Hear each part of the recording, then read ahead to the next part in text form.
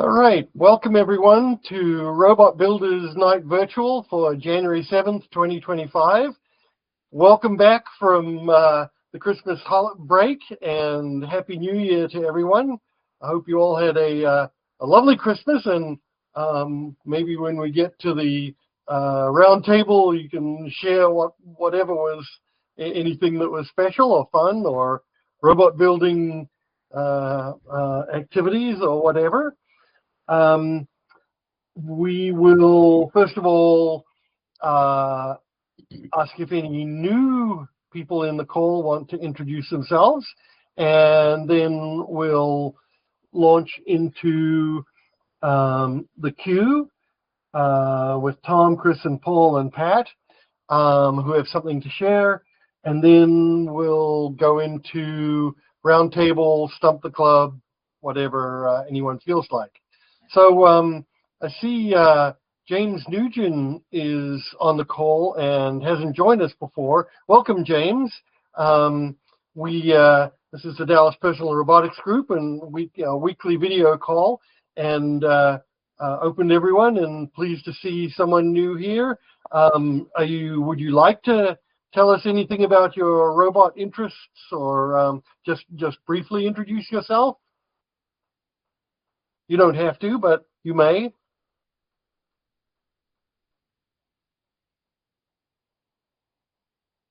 Okay, maybe he doesn't have audio. All right. Well, if you feel free to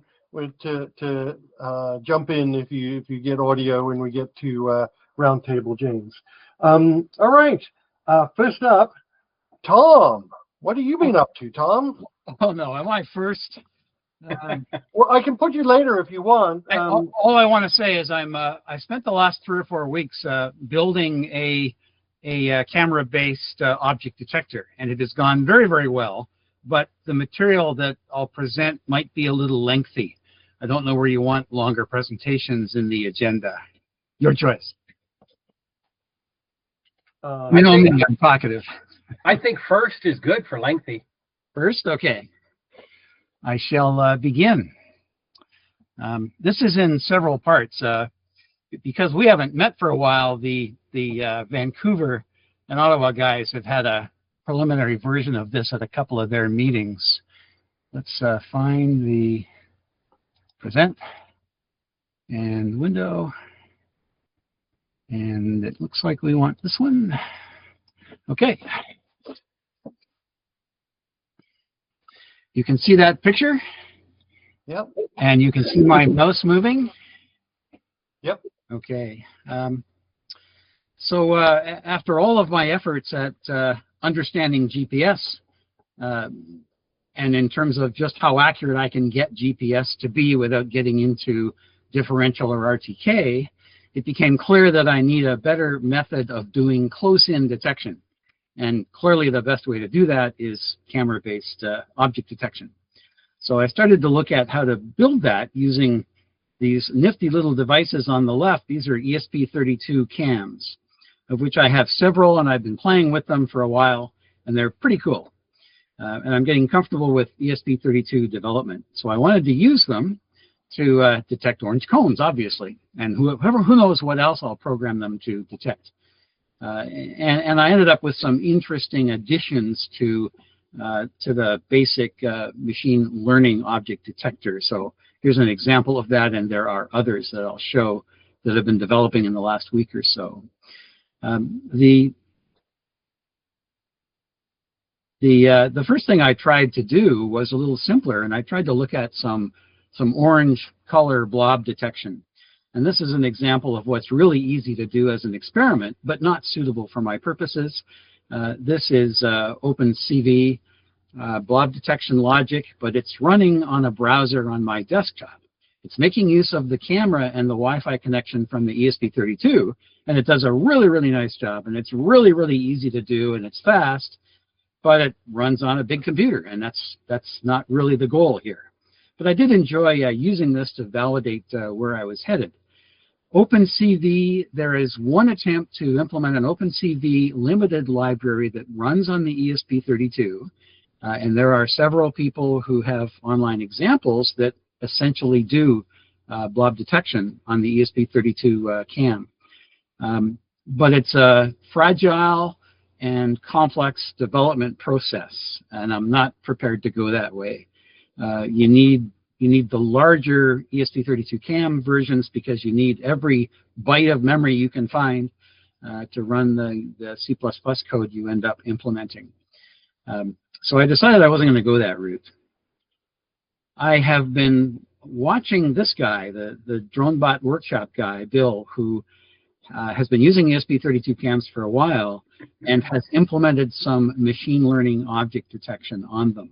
And he has a remarkably good article, this one here, that walks you in great detail through the process of using the Edge Impulse framework to implement a machine learning environment that will run entirely on the ESP32 cam. His examples looked great. I also took a look at some survey articles. This one in particular is very good. This is from DF Robot, and it's entitled "The Top 8 TinyML Frameworks and Hardware Platforms." This is a really good overview, and it's only about 6 months old, so it's still very current. So if this is something you're interested in, it's well worth using this as a starter to understand what TinyML environments are available, which are popular from a framework development point of view, and what platforms they run on. Most of them do not run on platforms as small as an ESP32. They tend to be looking at somewhat larger ARM-based systems all the way up to Raspberry Pis. But it's still a very, very useful survey article. And what it says basically is there are only a couple of TinyML executable environments that will run on something as small as an ESP32. The TensorFlow Lite micro version appears to be at the heart of both of them. The other one is a repackaged and reprogrammed version of that, which has been implemented by the Edge Impulse people, which is the one that I chose to use.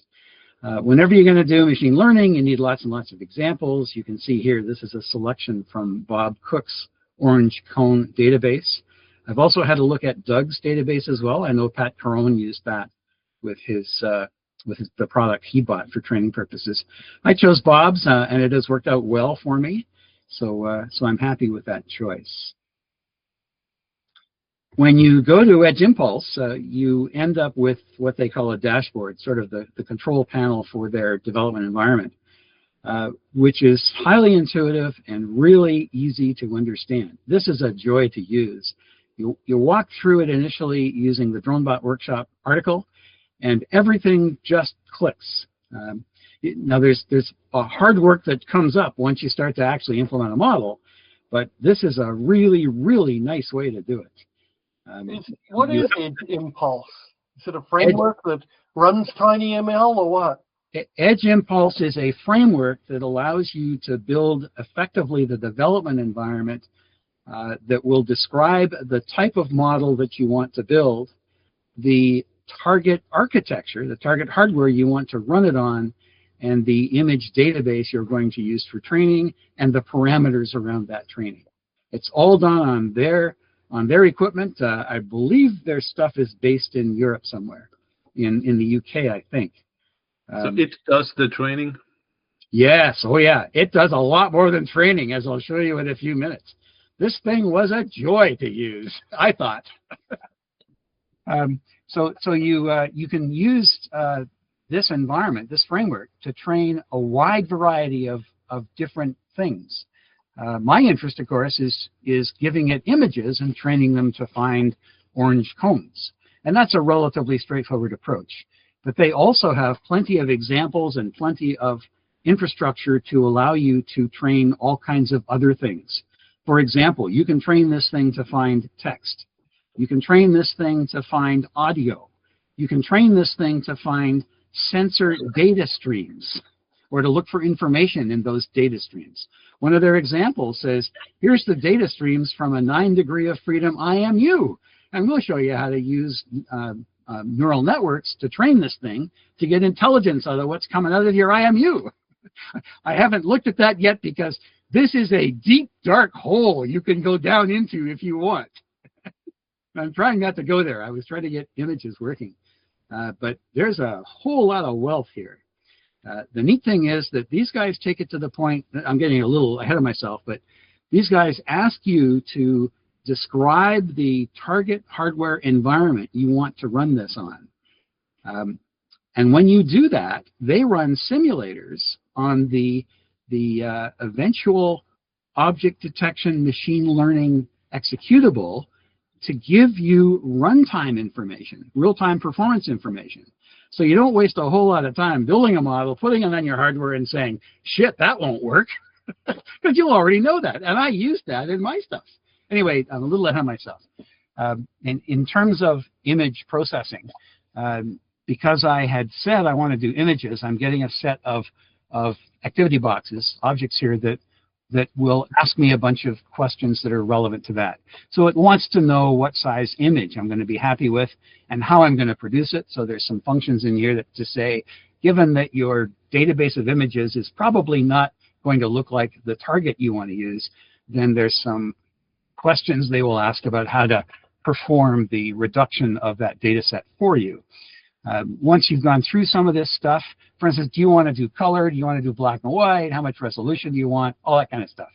Then you're asked to input your image database, and you have a wide variety of choices for doing that. In my case, I just uploaded Bob Cook's stuff, and that's all it took. Just one big upload, and a minute later, my database is in there, and they understand the database. Now, of course, you do some of the hard work. You get to go through all of the database images, and you add the bounding boxes to identify the objects, and you name the object so that it knows what kind of an object it is. That's true for any of these machine learning image-based systems.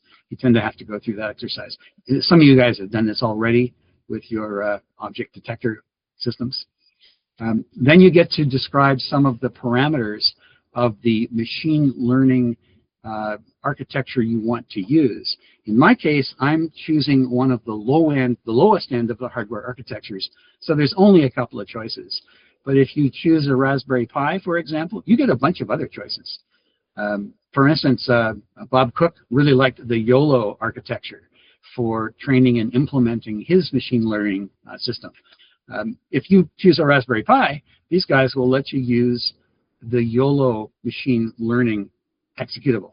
I was really intrigued that you could do that. And there's a whole bunch of others. I had no idea there were so many. For those of you that have looked further into this, there appears to be a list of perhaps 8 or 10 different target machine learning executable environments that are available, not just the TensorFlow Lite stuff, which is all that's available for what I'm targeting. And in that case, this was a simple choice for me. So you get to configure some of the parameters around the neural network structure that will be used for training. They recommend that if you're not familiar with that you simply choose their defaults. They make intelligent defaults. They worked for me, so I didn't worry too much about it. I haven't got a lot of background in how neural network training works. And then you run your model. But before you do that, let me just make sure I'm moving one page at a time here. Okay, before you do that, you do things like, I think I missed a page. Yeah, this is the page where you pick the target architecture. In this case, you can see I have selected the ESP32 CAM environment. And once I do that, they know a lot about it already in terms of the simulation they're going to build to run my executable result on. That's on the left-hand side of the page where you describe the conditions around the executable target environment. On the right-hand side, I just showed a little bit of the choices they have available. I don't know whether you can read this or not, but if you go to their website, then you can see the long, long list of target environments that are available to you. Plus, you can build your own, and they may or may not be able to produce a reliable simulation of the results. Again, astonishing stuff all done in the simulated world. Is the MaixCam in there by any chance? M-A-I-X? I don't know. C-A-M? I didn't see it when I looked, Ray. Oh, okay. Now this is the hardware structure. I'm not sure what else they'll provide. For instance, the OpenMV cam is here.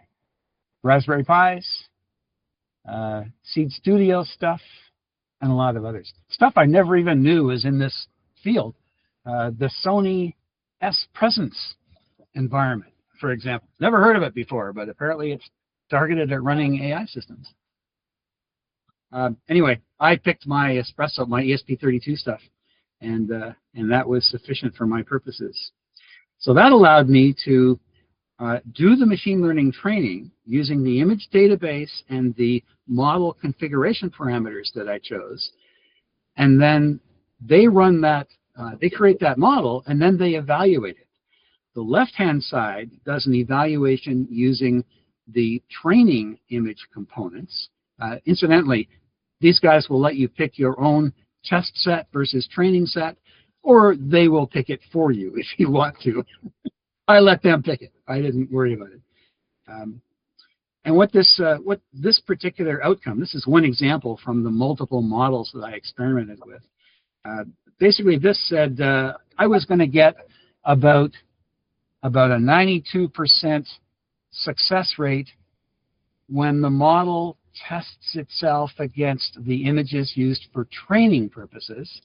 And down here, it's going to take around a half a second to do one iteration of that model. And it knows that because it knows what the target architecture is. Pick a different target architecture, you'll get different numbers, because it's essentially simulating the model on that environment I told it that I was going to use. Then what they do is they run the model against the test data set. And that's what's over here on the right. When it runs against the test data set, the results are a little different. We're at 90% instead of 93%. And they produce interesting graphs like this one down here in the bottom with the green and the red dots. And essentially they've mapped a whole lot of the variables which they extracted when they did the classification work to decide what variables, what components of the input images were important in classification of new images. I tried to read up a little bit on how they do this. They basically take what could be a dozen or 20 variables and they squash them down into 2 dimensions and start to plot on those 2 dimensions. I said, okay, that graph doesn't mean a thing to me. What is important to me is the fact that the red dots failed. So if you click on the red dots on their dashboard, up pops the image that failed. And that's what I've popped up here. So 2 of the 4 images that failed looked a lot like this. There's a little tiny cone that's sitting hidden by shadows, hidden by sunlight, really hard to see. And then there were 2 where the camera was up so close, it just looks like a blob. It doesn't look like a cone at all. So 2 of this type failed, 2 of this type failed. That's really important because in the context of my use case, those 2 examples aren't very important to me. So I'm not very worried about the fact that they failed, and all the others, which are more reasonable pictures of cones, they all passed. So that looks to me like I've got a pretty good model. Now, I mentioned before that you get to make a lot of choices around the model that you pick. And Edge Impulse makes it incredibly easy to take your model and begin to experiment with it to see which one of the choices you have to make, how sensitive they are to the results.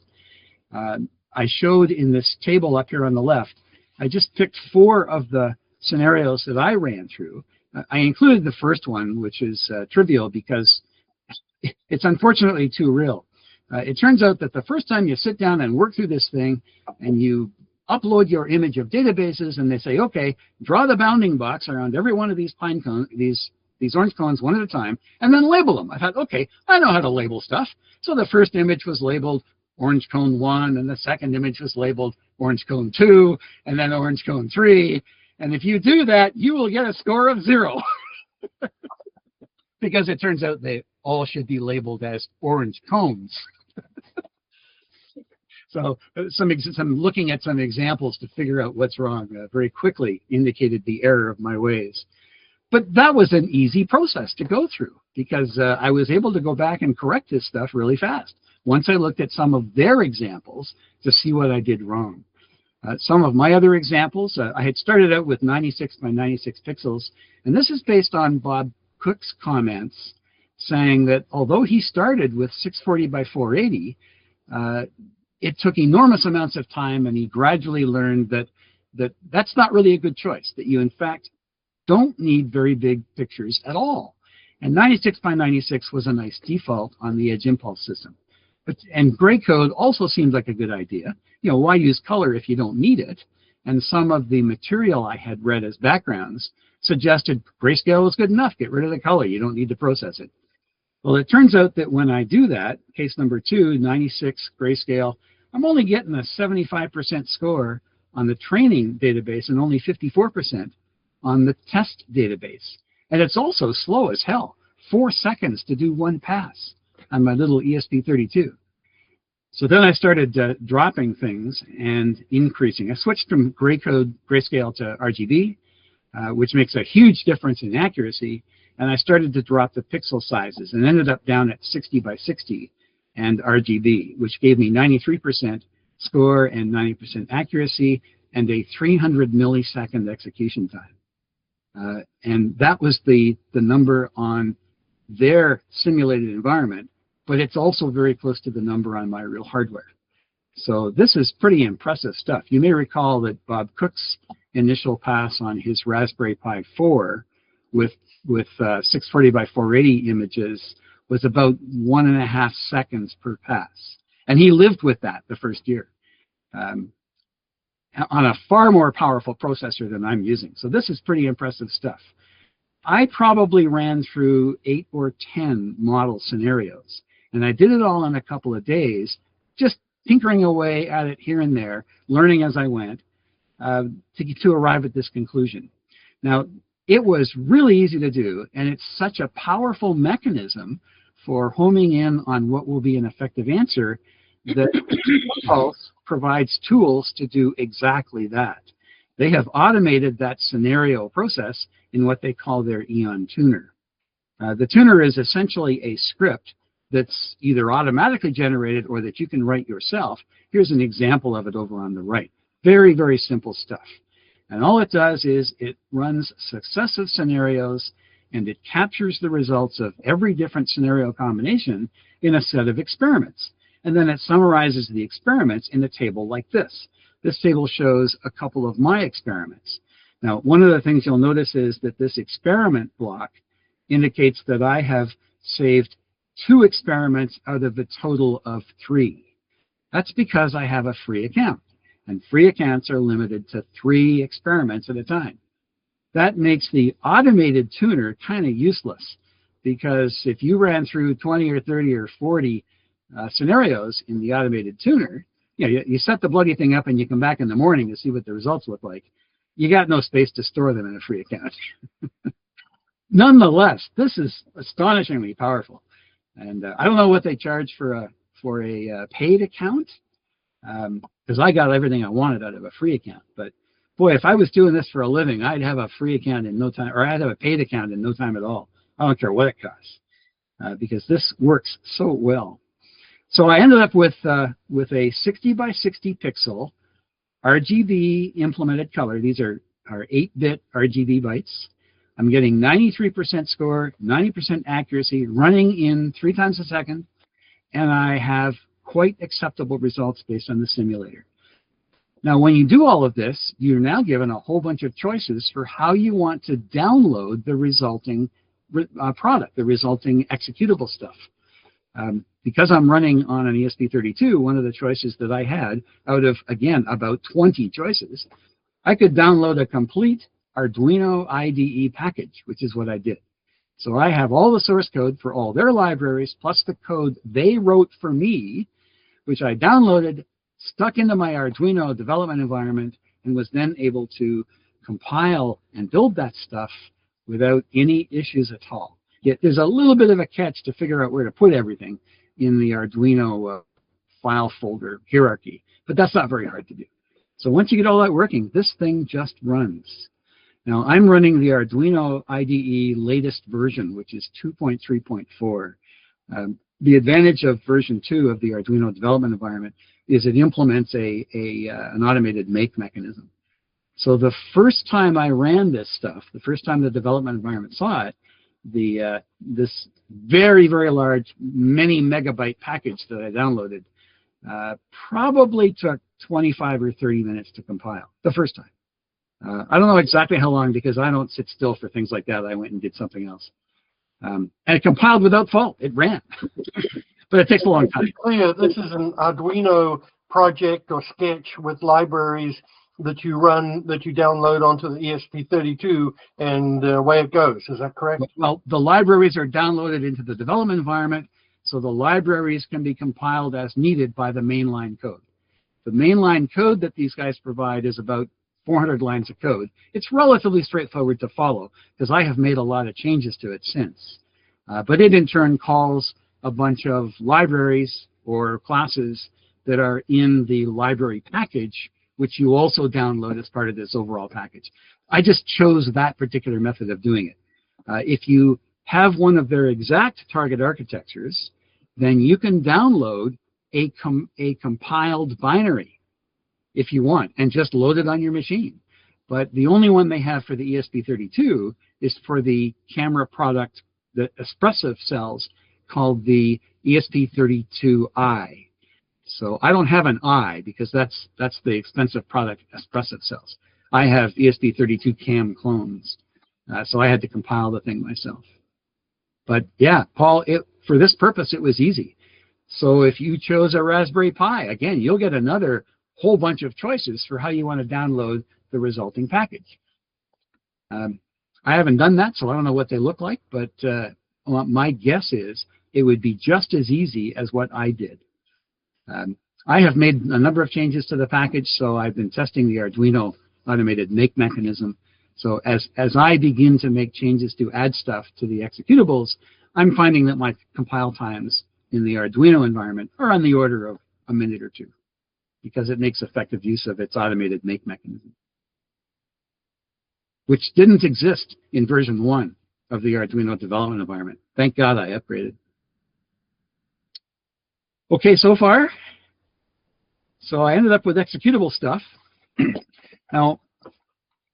Now's the time to see whether this thing really works or not. When you run the package they provide you, it doesn't include this nice fancy display, of course. What it includes is stuff that comes out on the serial monitor on the left-hand side like this. So every time the executable runs through one of its cycles, it burps out a couple of lines of code. It tells you how long it took, and it'll begin to tell you things that relate to what it saw. So the highlighted line represents that when it did this first pass, it found an orange cone. Confidence of finding that, 41%. The centroid was at X and Y 3521, and these are points relative to the 60 by 60 pixel image, which is what it looked at, which is what it processed.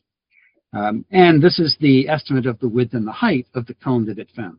We'll talk some more about these numbers in a minute. So this is directly off of some of my early execution of this thing.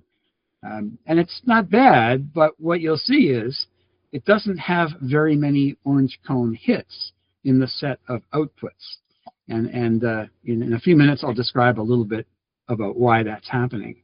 But this is saying, you know, we're looking at, what do we got? 296 milliseconds plus 3 milliseconds, 299 milliseconds per cycle. That's almost exactly what their simulator said. So again, very impressive. Now, this text output isn't very useful to me to understand more about what's really happening, especially about what's not happening. Because how come this thing's not seeing an orange cone every single time? Because it ought to. I'm not moving the camera. It's looking at an orange cone. So I don't know why not. So one of the things I knew I wanted to do anyway was add some real-time displays.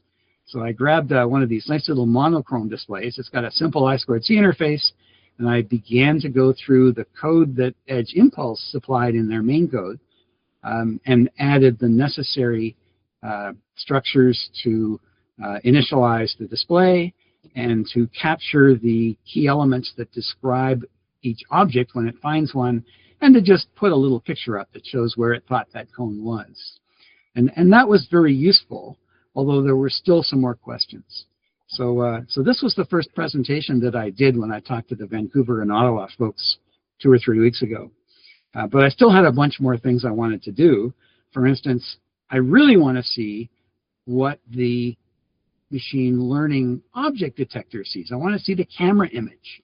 So I have to add a color display to this thing. I also wanted to know how come it's missing so many instances of orange cones, because it ought to be seen at every time, I thought. The box size doesn't appear to be right. It's almost always 7 by 7, no matter how close or how far away I am. So I had some thinking to do there. I also played around with the accuracy threshold in order to understand how sensitive tone detection was to the math they use to determine how accurate they think they are in detection. And there's something else there. Let's wait for my screen to remove its block. Oh, and yeah, the other thing is the machine learning executable also determines whether there's more than one orange cone in the picture. Now, I haven't done anything with that information yet or tested it, but that's also something else I want to do. Think 6-can contest. So there's a few other things to do. So this is as far as I went up to about 2.5 weeks ago. But then I've done some more stuff since, and I talked a little bit about this weekend with the Vancouver group. So as you've now seen, we've discussed all of this stuff, ended up with some next steps that I wanted to do. So here's the first step, is to add the color display. Not having added one to this before, I wanted to make sure that the camera and the display are going to live together nicely on an ESP32. So this page just simply describes adding a 1-inch 80 by 160 color display, which is SPI interface now, not I2C, in order to get it to the point where I understand how these things work. That turned out to be, that should have been a trivial exercise. That turned out not to be a trivial exercise, so I thought it would be worth mentioning a few of these findings, since these displays are fairly popular, and some of you may have them. These displays use an ST7735 display controller. And that sounds like a nice, simple, obvious number. I mean, you'll see it everywhere if you go on AliExpress. And I have nice experience with the Adafruit graphics library, the GFX library. That's what I was using with my black and white displays and some others. So I just kept going with the Adafruit thing. But it didn't work. It didn't want to talk to this display. It just produced garbage. So after a bunch of investigation, I found out that although the Adafruit graphics library supports 5 different variants of the ST7735, it doesn't support the one I've got. Now, after a while, I finally found some tools that interrogated the controller chip to tell me something about what it is. And I discovered that I have a different variant called an S variant, not supported by Adafruit. Adafruit's very nice. I mean, tons of people say, your library's a pile of garbage, you don't support my display. And I say, well, no, we don't, because we don't sell your display. We only support the ones we sell. They're very nice about that answer, but they're consistent in that answer. So I moved on to another library called the Bodmer TFT ESPI graphics library. It's a fork of GFX, and it's optimized for 32-bit processors. The Adafruit library is not. They wanted to maintain backwards compatibility with the Arduino 8-bit world, and they've done a good job of that. But it poses a lot of limitations in what they can do to also support the 32-bit world.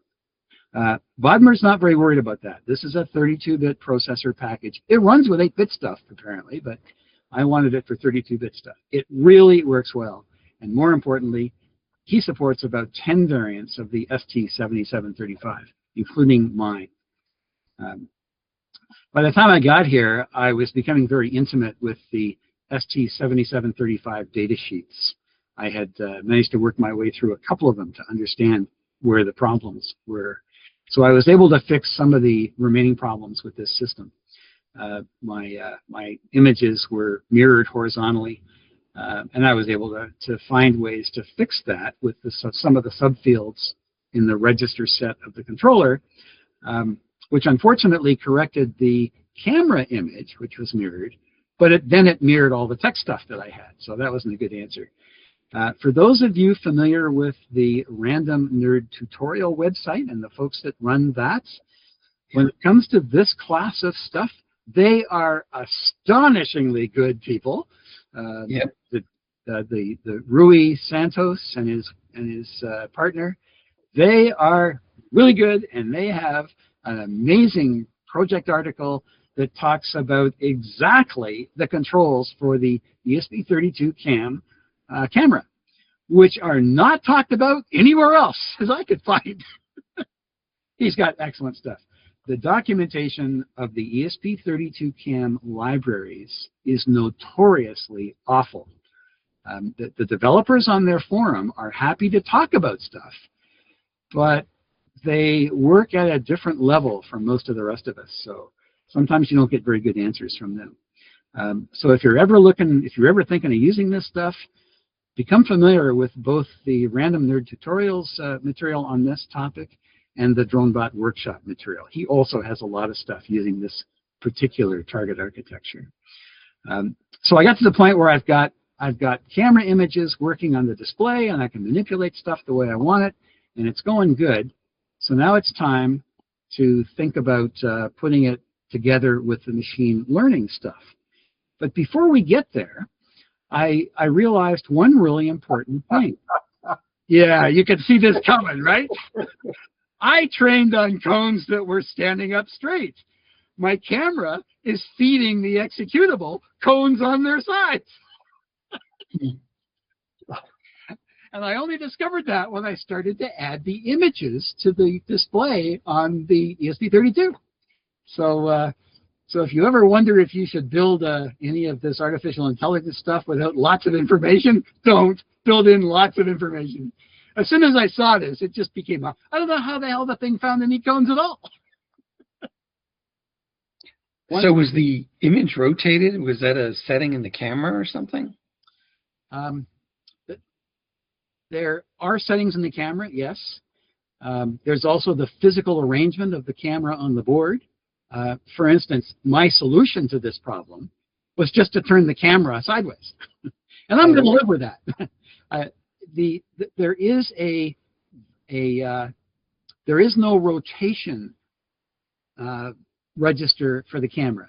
There are horizontal mirroring and vertical flip controls, registers. The horizontal mirroring works fine because I've used it. The vertical flip register doesn't seem to work because when I tried to use vertical flipping, I couldn't get it to do anything. Maybe it's just my particular implementation, I don't know, but I couldn't get it to work. I just rotated the camera, and I'll live with that, and that's fine. So no problem. Anyway, it makes the machine learning executable detect cones much, much more accurately once I turned them right side up. So after having discovered that and made that fix in the way my system was working, I then started to add in the color graphics display and the camera along with the machine learning functions in order to bring all this stuff together and make it work cohesively. In order to do that, of course, I'm now seriously messing around with the C++ code mainline that Edge Impulse provided me with. And part of that process is understanding the data flow that they use. And in a nutshell, basically, they ask the camera to provide a 320 by 240 JPEG image. It doesn't matter what you asked for in your model. They ask for a 320 by 240 JPEG. Then they start processing the JPEG image. The JPEG appears in the frame buffer, which is part of the ESP32 cam library. And that's a smart thing for them to do. Don't try and reinvent what Espressif has already done a really good job of. Once you start to do any work at all with this system, you become comfortable with the data structure that represents this frame buffer, which is, it's non-trivial until you begin to understand why it's all there, and then it's obvious. But there is no documentation on this stuff. So you end up reading a lot of code to figure out how it all works. The Edge Impulse folks take the JPEG, they run it through a JPEG converter to produce a flat file with RGB 8-bit components in it, an RGB 888 formatted pixel sitting in a byte-oriented array, which is sitting out in pseudostatic RAM, which is yada, yada, yada. There's a bunch of other stuff. So they make that work, and they now have what they describe as a snapshot buffer. But the snapshot buffer is not what the classifier that they provide in their library uses. So they run through a bunch more code in order to translate the snapshot buffer, which is byte-oriented with 3 obvious RGB byte components into a smaller array which has floating point numbers in it. And I scratched my head when I ran across that code and said, these guys are crazy. And maybe they are, or maybe they're just way smarter than me. But they do a lot of frigging around to produce a 60 by 60 pixel array with floating point variables in it, each of which contains the color information. I now have to extract that color information in the 60 by 60 pixel format, and I have to produce it in my own format, which is what the display wants. The display will only use RGB 565 format. That's all it'll do. And that's not in this data flow. So I proceed just to go to the end where there's the 60 by 60 pixel image, which is what I want, and try to extract the 3 bytes back out of the floating point variables. I spent a week on that. I never succeeded. The best I could get is that little picture that I showed you down here. At which point I reported on this to the Vancouver group on the weekend and then proceeded down a different path. I went back to the beginning, to the ESP-CAM frame buffer, which is JPEG, 320 by 240 JPEG, and decided to try and extract from that. That turned out to be very successful. And I now have a color graphics display that looks like this, that has an 80 by 60 representation of the actual image used by the machine learning executable, which is what I was after. I wanted to know exactly what the machine learning code was looking at, and I then overlay the information it supplies from its object detector on top of that. Also, hey, Tom, can I interrupt? 2 things that you've mentioned. The 60 by 60 values are probably what they're using in the weights for the model. Okay, otherwise they get fed into the model as pixel weights. And the second thing is they're probably normalizing the 320 by 240 into the 60 by 60. Yeah, so they actually do cropping and reduction. Yeah, so here you're showing is not quite right.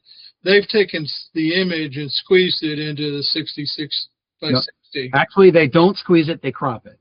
Okay. Because they give me the choice. Okay. Yeah. Okay. They have a choice. Yeah. I believe in when I've used it, I've always squeezed it. Yeah. So anyway, the whole point is, okay, if you cropped it, that's good, yeah. And that makes sense. And Doug, that's why I show that white rectangle, because that's the 60 by 60 pixel rectangle that represents the point of view of the machine learning executable. Okay, now is the 60 by 60 centered when you pulled it off, or is it using the model some way? I haven't looked at their code, but from what I read on their website, they crop equally from both sides. Okay, got it. Okay. All right. Thanks. Yeah. That's all. Good point, Doug. Good point. But what I'm saying is, you're wise, I think, to the floating numbers, to just kind of let that be, because I don't think you could ever interpret that. Well, it's not a pixel. It's not really pixel. Doug, I agree with you completely. After all the time I spent trying to figure out how to get that data out, and all I could get was the prettiest little random pixels you could ever find. Yeah. Okay. So anyway, so when I finally went back and started with the frame buffer source, that worked out well. And it's not that much less efficient. I would have had to do some processing and set up another buffer anyway. So this has worked out well. I'm pretty happy with the way this is working. I don't know how much more time you want to spend. I have a short video showing the thing in action if you want to see it. It gives you some representation of how it actually works.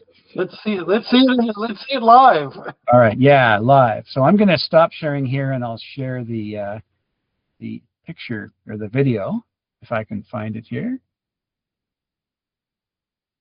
Oh, good question. Hang on a second. Apparently, I have to have them expanded first before I can find them in the sharing tool. Let's find out.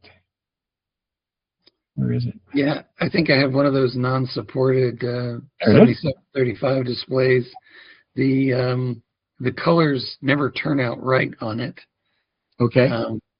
So it's, and I tried to use Adafruit's, GFX library, and yeah, well, just try the Bodmar stuff. It's really impressive, and it's not as well documented as Adafruit, but it's still reasonably well documented with lots of examples, and lots of people are using it. So.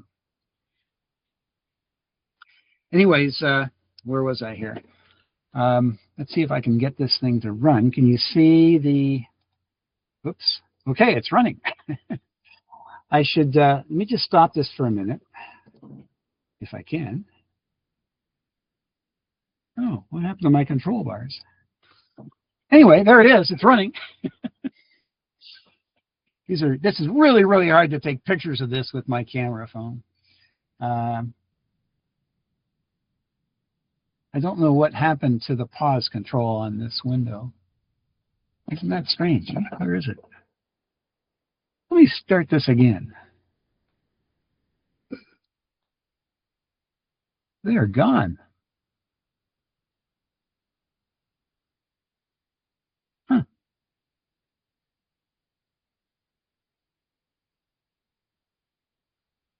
I was going to point out, let me start it again. I was going to point out some of the features of this thing.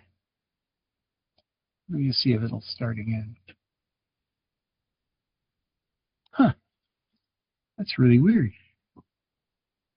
This one?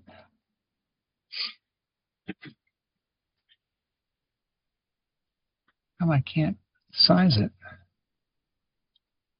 There it is. Okay, let's put her back to the beginning. And stop. You're not sharing your window, Tom. Yep, I'm going to share it now. I just wanted to get this stupid video. I've never used this particular tool for a video before, and I will never use it again. All right. Should be sharing now in a minute. There it is. Got it? Yep. You see it? Okay. A couple of things about the display that I have added that are worth mentioning. The information on the left-hand side, the textual information, the top couple of lines represent the centroid of the cone that the detection logic found. The next two, the 7 and the 7, represent the width and height of the nominal bounding box that the executable thinks the cone should be found in. There are issues with those. I don't know what they are yet. And the next line, the fifth line, the first number is the confidence. It's showing 0.5 or 50% here. And the next number, which begins with the letter C, is the count of the number of objects that the code found in the frame that it processed. For my purposes and my testing at this point, that's always 1. I did some early testing of having several orange things in the field of view, and it finds more than 1 sometimes. So there's hope there for doing something else with it. We'll see what happens. The bottom line is the most interesting one. Initially, when I put this together, I had modified the code at the point where the machine learning executable had found an object. And then I grabbed the description for the object, and I grabbed the image, and I displayed them on the screen. And that was great, except that whenever it didn't find an object, nothing happened. So it was really hard to tell what was going on. So I've restructured the code so that there is always an image of the cone being displayed, whether an object was found or not. And then when an object is found, then I update the object descriptor information on the screen. Now that gives me the opportunity to begin to look at the issue of stale data. In other words, when is an object found and when is it not found? So that's what this bottom line is for. It's simply some very simple mechanisms for time stamping the execution of each processing cycle and the finding of an object. Whenever those are close, whenever they're within about 1.5 seconds of each other, that bottom line is green. whenever we're looking at a situation where there is no object to be found, or occasionally something's gone wrong with the code, that line will turn red because the time delay between those two events has exceeded the rough number I said of about 1.5 seconds. And that's turning out to be useful to understand what's happening here. Now let me start this up, and all you're going to see is I'm simply moving the camera around and leaving the cone alone, and the cone is about 3 feet away. So that moves the cone around in the field of view so I can see what the executable code is doing in terms of finding that object in different places in the field of view. And it includes moving the cone right out of the field of view to see what would happen.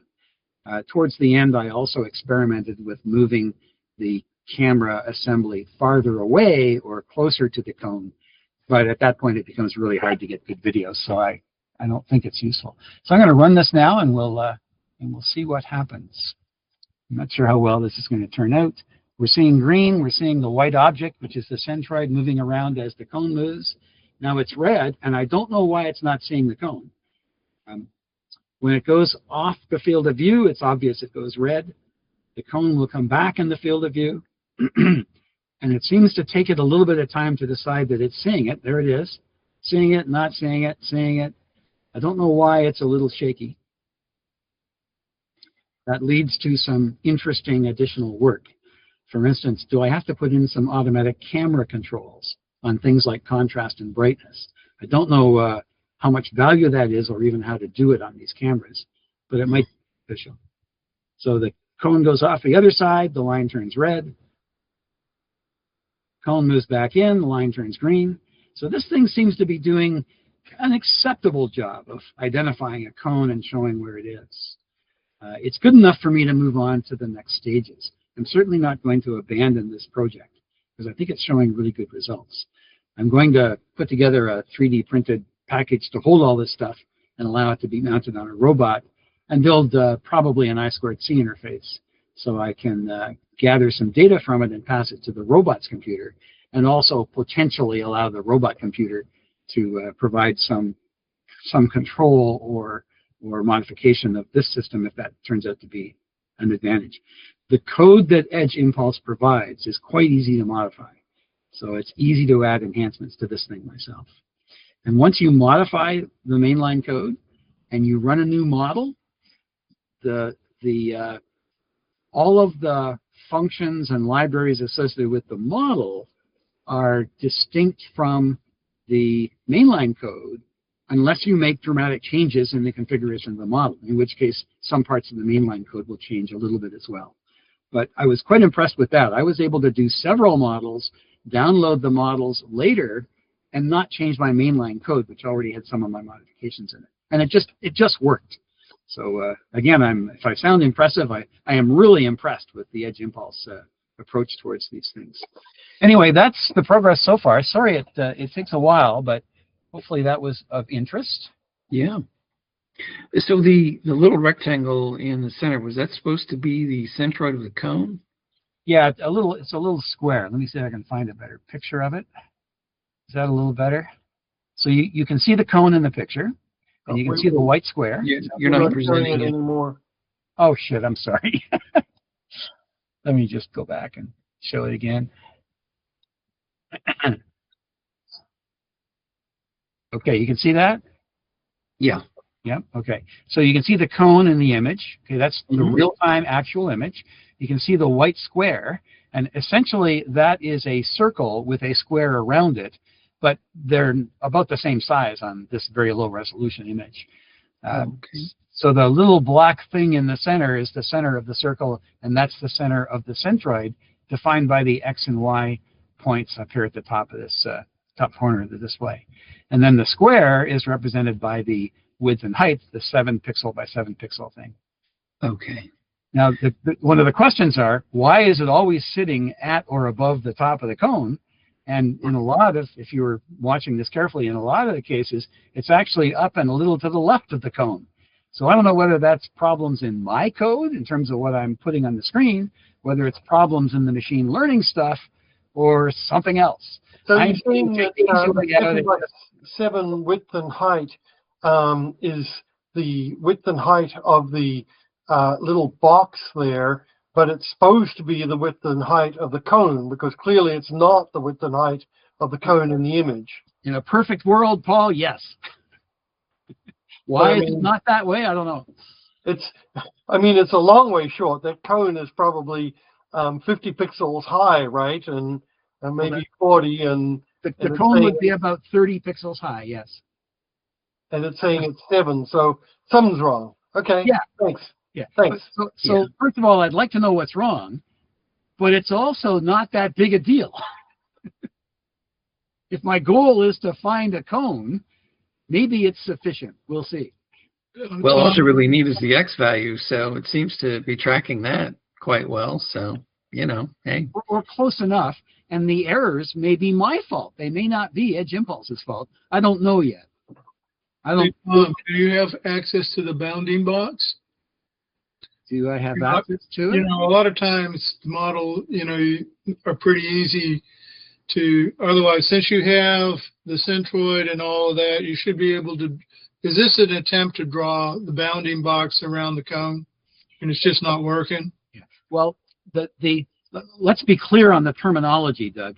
The Edge Impulse logic, when it detects a cone, right, in theory, should detect the whole cone, because I gave it the whole cone in the training database. Right.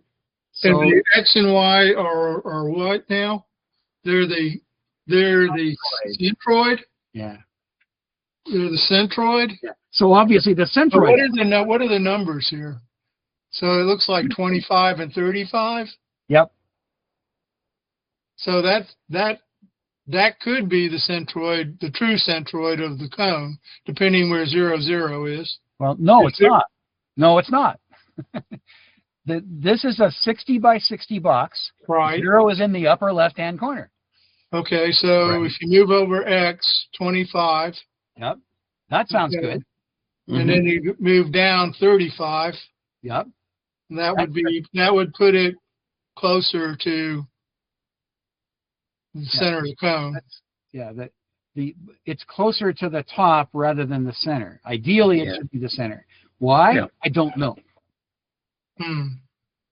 It's an interesting situation, but as Ray pointed out, maybe what I've got already is sufficient to accomplish my goal.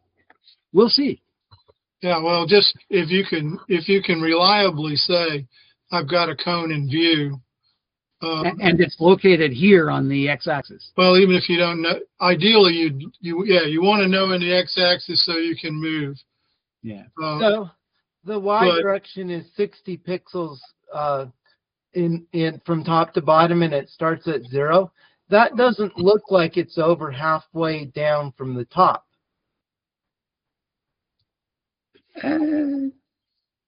Yeah, maybe exactly half, or maybe a little less. Yeah. Maybe you found my first math error, Jed. Thank you. Yeah, you might be going from the bottom. Yeah, I want to say you were using the left-hand corner to be the. That's how most images are. Yeah. That's your 0, 0 point. Yeah. So you might need to. And that may be the problem. So I'm assuming that the coordinates of the image are based on the coordinates used in the graphics library. And that may be a bad assumption. The machine learning code may be using a different coordinate start point. I don't know. I'm going to have to check. Can you draw a box? Purposely draw a box? Using that library, you should be able to. Well, that's how I drew those ones on the picture. Okay, but what I'm trying to say is you can just force a number. You can draw the box at 0, 0 and see where it.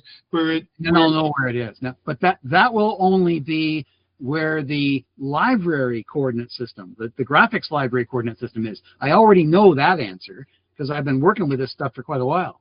What I don't know is when Edge Impulse gives me a coordinate of 0, 0, where it is on that picture.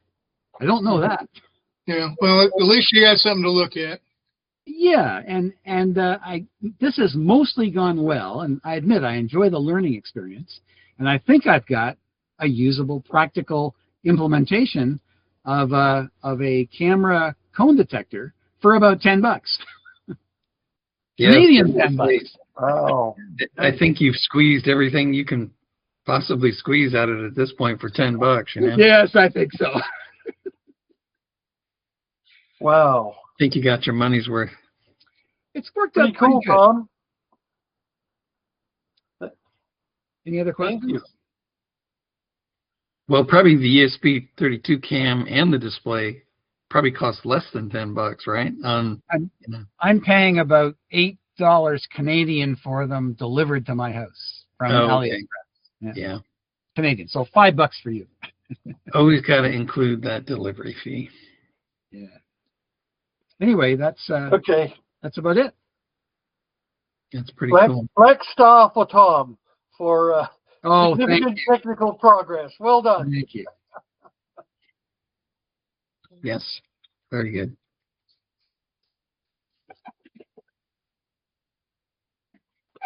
Okay. Next up, Chris. Okay, well, actually, what I have, it'll be short, actually, but it's somewhat related, because I've been, hearing on this call for a long time now about all these different cameras you guys are using, and I don't know how many different AI cameras the group is using now. It's probably 4, maybe it's 5, and so I've been planning to get one, been looking at the options, and Cyber Monday or thereabouts, this one was on sale. Let's see if, okay. All right, so this is, you're not going to get the right impression here from this in terms of the size, but this is basically a version of OpenMV. It's called the Arduino Nikola Vision. So it's done in collaboration between OpenMV and the Arduino guys. So the Arduino did the hardware because, well, they had to really squeeze the size down. But it runs the Arduino Nikola Vision. Oh, got it. Thank you. Okay. And it wasn't sale. And so, and I really like the form factor, and you can't, again, I'm not sure this is going to come through very well, but as some of you might know, my robots tend to be on the smaller side. This is my 8-inch diameter. I don't do big monster robots.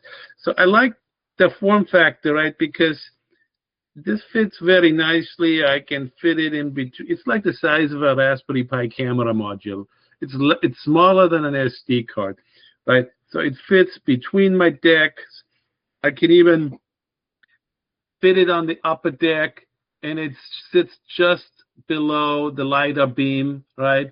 So I have a couple options of where to mount it, right? It's much, much smaller than the regular OpenMV. So that's why I was drawn to it. Now, in hindsight, I should have read the specs a little more careful. I mean, there's other nice things about it. If you go to the website, I mean, it has onboard Wi-Fi and Bluetooth. It has an onboard time-of-flight LiDAR distance sensor. It's got an IMU microphone. So it's loaded with features. What I didn't realize is I didn't read the fine print carefully enough. Unlike the regular OpenMV, or at least unlike the latest of it, it doesn't have the external 32 megabytes of SDRAM. So it's only got the internal RAM. So it's in some sense much less capable than the latest and greatest OpenMV camera. And I haven't spent much time with it yet, but there's just a number of things you can't do. And so maybe it's similar to some of the older OpenMV cameras that have. I didn't do an item-for-item comparison. Maybe it's similar to the H7 Plus camera. I'm not quite sure which OpenMV camera has the SD-RAM, the external memory, which one doesn't. Yeah, I just looked at one spec sheet here. I think most of them have the external 32 megabytes. So this one doesn't have it. So you're stuck with smaller models. You don't have as much frame buffer size. So in hindsight, I should have bought the the bigger board. But so that's what I'm stuck with now. So I'll be playing with this a little bit. See how it goes. I mean, if it turns out to be not useful, I mean, I might just have to upgrade. So I haven't gotten to the point yet where Tom is, like with this Edge Impulse. I mean, that keyboard has come across my screen, of course, in this context, but you know, so I haven't really done much with it except for try examples and found out the hard way that several examples just won't work because, you know. So that's that. So I have that to play with. And another toy I bought because it was on sale is this little, hang on. Is this little, I should turn my background thing off. Is this little, how do I turn this damn filter off? And we can see it now. It's all right. Is this little sort of programmable power supply?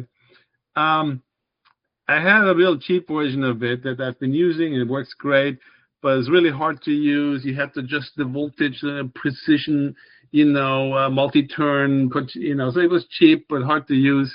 Had a display, but a little, just really not user-friendly. This thing, you can feed it with USB-C, so you can just pick a you know, current generation laptop power supply. This one gives me 20 volts on the input side right now. I don't know if you can see that on the top there. So, but you can give this as much as 32 volts, and it'll output 30 volts at up to 5 amps. So allegedly, this thing can do 150 watts. Allegedly, haven't tried it. Wow. In a very tiny little package with a screen, you can have all kinds of presets. I have a preset for charging, you know, a 6-pack of nickel metal hydride batteries, right? 8.4 volts, boom, just let it constant current, or current limiting, I should say, you know, charge that up. You know, so it's very nice. I think it wasn't sale for $50. It's usually more. So I got that thing in. What's the name of the product, Chris? So the company is FNIRSI, and it's the DPS 150. And yeah, this company makes neat little things. I have one other thing from that brand. I've had that for a while now. This is like a USB current measuring widget of sorts, right? Tells you how much your USB, well, tells you not just how much your USB device is using, but also voltage, what your USB PD thing is supplying, right? It's more geared for USB-C power delivery. So you actually know what voltage it's giving. Are you doing fast charging? Are you doing slow charging? Right? It'll tell you what's going on. So it's the same company. You know, the hardware is pretty. This is all metal, right? It's pretty solid stuff. So I like it. You know, so some new toys to play with. Not necessarily much time to do that playing, but I'll try. So I hopefully, again, I've really been wanting to do some computer vision for a while now, and you know, hopefully I find the time to play with this open MV thing here and do something useful. My use case won't be cones, you know. Again, I don't do outdoor robots yet. I'll probably do something related to, I don't know, people detection, detecting the dog, you know, is the dog here or is it not here, that sort of thing. Cool. Looks handy, Chris. Hey, just springboarding off of I guess the last two presentations about cameras. Something I've been trying to figure out two things. One, some technical content for the January meeting in addition to the members monthly meeting, because after all, who wants to do like club board votes and things, the whole meeting? And something that I've been asking a couple of you about is cameras. Like, what is it? What are the key features of the camera that you're using? So Ray's using the MIX. Chris, MaixCam, yeah. you just showed what you're using. Tom's using something different. I'm using a OakD-Lite, and I think Doug, he might be using the MAIX or something else. I'm not sure. What about if at the monthly meeting we have a kind of a discussion of cameras and their key features, like now intelligent cameras. I think dumb cameras, we all know about them. They're not very interesting. But for example, what's the processor? How many tops can it do? What can it run OpenCV? What kind of can it run ML models? What's its development environment? What's the deployment environment like for communicating between the smart camera and the robot microcontroller? So what do you think, Tom, Ray? Chris, I don't know if you'll be at the monthly meeting. Certainly, I can have something provided on that. And Doug, hey, would you guys be willing to gather together just a handful of basic parameters that could fill like a 5-minute description of your favorite camera? Yeah, I might be able to. My experience is only with the one I'm playing with at this scale. All my other Doug, are you out there? The big cameras. Yeah, I'd like to hear you do one on MaxiCam too. Or MaxiBitCam or whatever. I can't remember the exact name, but yeah. I mean, I know you've got a 7, but I'd be more interested in the other one. Pat, that's what you're using too, eh? So MaixCam. Oh, no, well, actually, I'm using the one I've actually got on my outdoor rover right now, and probably the one I'll use again is something like PiSight. It's essentially an OakD-Lite without the depth. So it's like an OakD-Lite, but it's not made. It uses the same software, but it doesn't use. I guess it's made by Audicam. So that's the one I've got on there now. But that's probably the one I'll use. Doug, the sort of parameters I'm thinking that would be interesting to include in such a discussion would be what's its processor element. Like the OakD-Lite has 4 VPU. I think they're called VPUs, and they have there's a name of some core, some processing core there, and similar information for the other cameras. I think between several of us, we know quite a bit about the cameras we've been messing with, and I think that could be an interesting discussion. Well, the other thing too is Raspberry Pi has come up with a Sony camera, which I don't think anybody's tried yet. I think somebody said they purchased it, but Harold, didn't you get one of those? One of the Raspberry Pi Sony smart cameras? No? Okay, somebody talked about it, but there's a lot of, what I'm trying to get at is these cameras are now popping out so fast, it's incredible.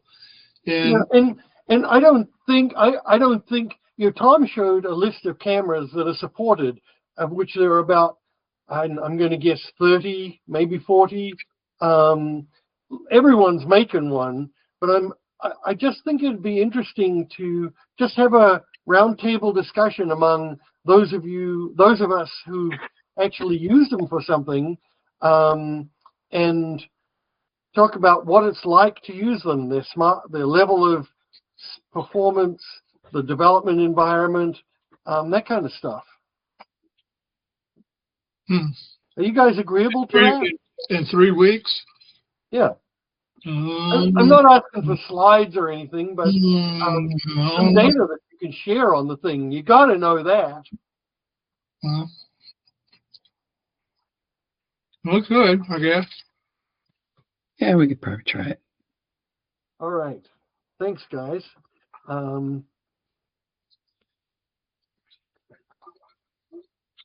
Okay, so I'll put several of you down in the notes for sharing data about it and participating in what do they call those things when they have them at meetings and like there's a board of smart people who a forum. Yeah. A forum, a symposium? A panel. Symposium. Panelists. A panel. A smart camera panel. Perfect. Thank you, gentlemen. Okay, moving on. I'm next up, and I had just about more fun than I should be allowed to have over the holiday, and I want to share some of that. Let's see. Before the holiday, I showed a video of TrekBot, the Traxxas outdoor platform. I put that on hold and started building building Minniebot, which is an indoor robot built on some parts that some of you recommended to me. A yellow TT motor with quadrature encoder, and I'm going to make a small version of my bumper that I used on Mobot, and the OakD-Lite, and I got an LD19 Lidar, and which is like a really cute little Lidar. Doesn't have any moving parts on the outside. It's direct drive, a direct drive motor on the inside that couples in through a 4-pin connector on the back, and it uses time of flight rather than triangulation like the RP lidars do. Inexpensive also, 50, 60 bucks. So pretty neat little unit, and can allow it to be small enough to operate in can. And I got a one of these little kits from Amazon that comes with TT motors, and turns out I'm throwing away just about everything that was in the kit, including this chassis plate, because I needed more space and holes in different places and a different shape. So anyway, I put together a oops, let me share my screen. So something that's I think a constraint that I'm placing on the system design is that it should be Lino Robot 2 compatible. And so Lino Robot 2 is a software stack, a ROS2 software stack that is capable of SLAM. So you see it running SLAM here. So it runs SLAM and the NAV2. So I want to be able to run all of that stuff. And the nice thing is if you use their parts, you get software that has some configurability in terms of the size of your platform, its wheels, and where the wheels are relative to the chassis and such. But they put some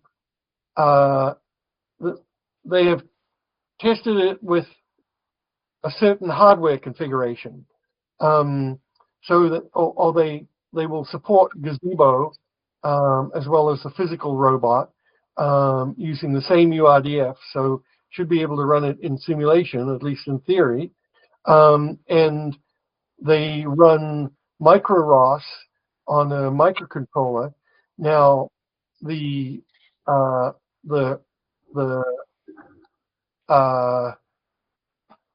Lino Robot 2 stack has a limited set of support, as does micro-ROS for microcontrollers, primarily Teensy and Arduino, but not ESP32. But anyway, they offer a recommended list of hardware that they support out of the box: RP Lidars, LD19s, XV11s, then some of the cameras that they support, limited range of cameras that they support using as a Lidar. And then they want a depth sensor and a depth sensing camera. And these things are kind of expensive.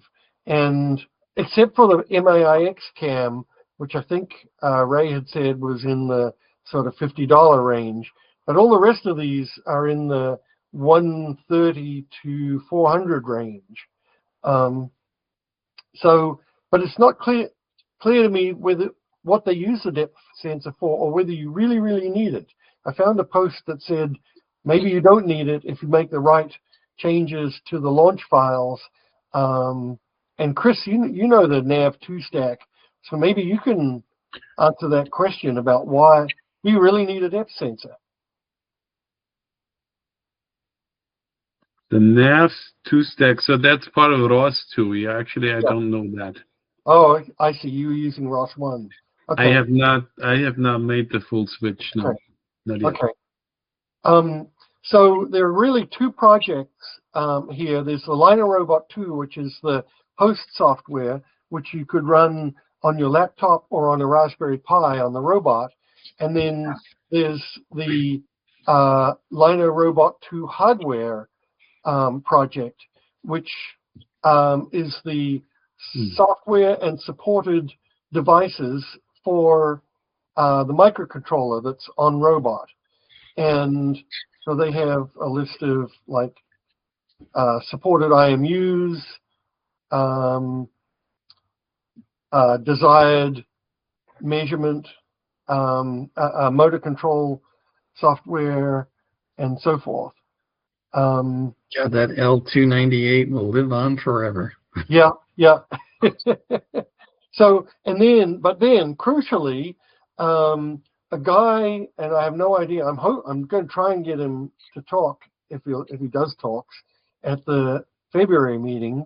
Has made a port of Lino Robot 2 hardware with ESP32 and Pico support, and he's done a nice wiki. You guys are seeing that I'm sharing these pages I'm sharing, right? Yes. We're seeing it, yeah. I know that L298 works. I know it does. But there's so many better MOSFET-based things now that and they work exactly like it, so it should be a drop-in replacement somewhere. TB6612 for one. Yeah. The which?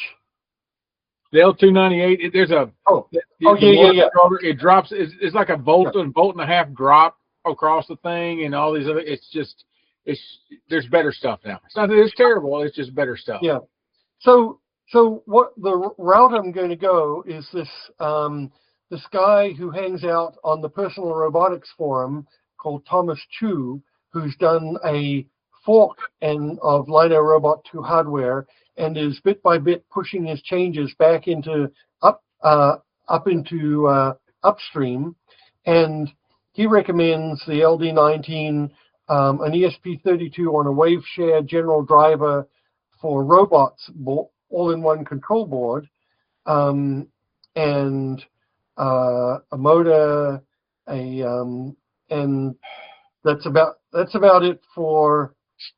Then the other things like you need the Lidar and the camera for the Lino Robot 2 ROS side, but he does support streaming the Lidar. Are you streaming tonight? What? I didn't even realize it's 10 o'clock at night. I can't hear what's being said. So anyway, that's the sort of path I'm heading down. So I started with the outline of that chassis, in the $12 kit, and ended up needing to modify it for a few reasons, but put together a mechanical model of stuff to see if it would fit, and it does. So there's the Raspberry Pi, and the general driver for robots sits on top of it and has all the connectors for the Lidar and the camera and motors and all of that kind of stuff.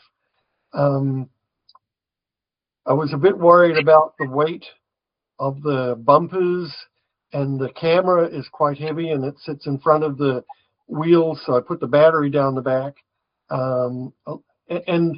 But this was kind of an interesting new way to work for me, and I got to say I'm liking it a lot, to actually design the thing mechanically up front and put the holes in the right places.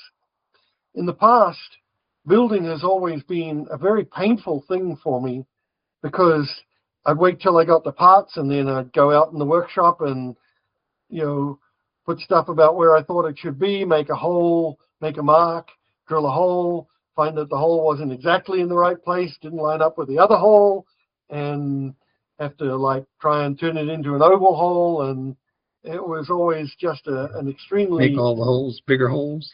Yeah, just extremely. Hey, Paul. Adventure. Paul, you'll still be drilling holes, but maybe less. Okay. Thanks for that wisdom, Doug. Hey, Paul. Yep. How do you like OnShape? Love it. Yeah, I've used it before. Really, I like it a lot. Yeah, love it a lot. And it lets you discover things like, is the Lidar really going to be high enough to see over the top of the camera? And is the camera going to be high enough to see over the top of the bumper switches? Yeah. And you can measure this stuff in the model once you've placed the devices where they're going to be, and you can see, I really ought to have some holes in it to allow airflow up through the heat to the heat sinks, because the device actually gets quite warm when it operates. And so I found I'm going to have to shim up the Lidar by about 1 or 2 thicknesses of chassis plate material. And I needed to move the motors a bit forward to put more weight aft so it didn't overbalance. And so anyway, this is where I've got with this. So you're going to 3D print the frame? No, I'm going to laser cut the chassis out of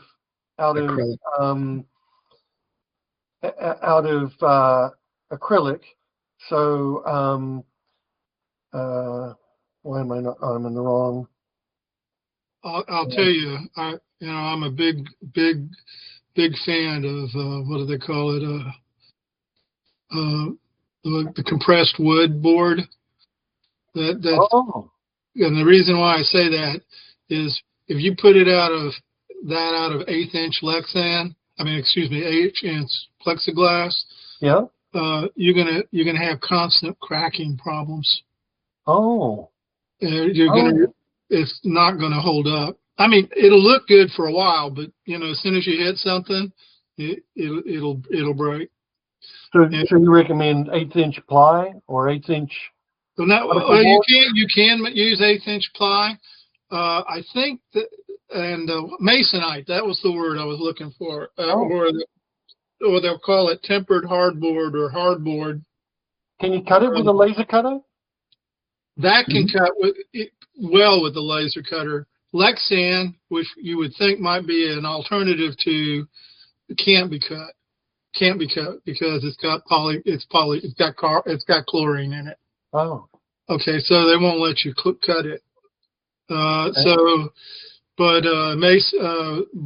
Masonite or plywood, but the problem with plywood is,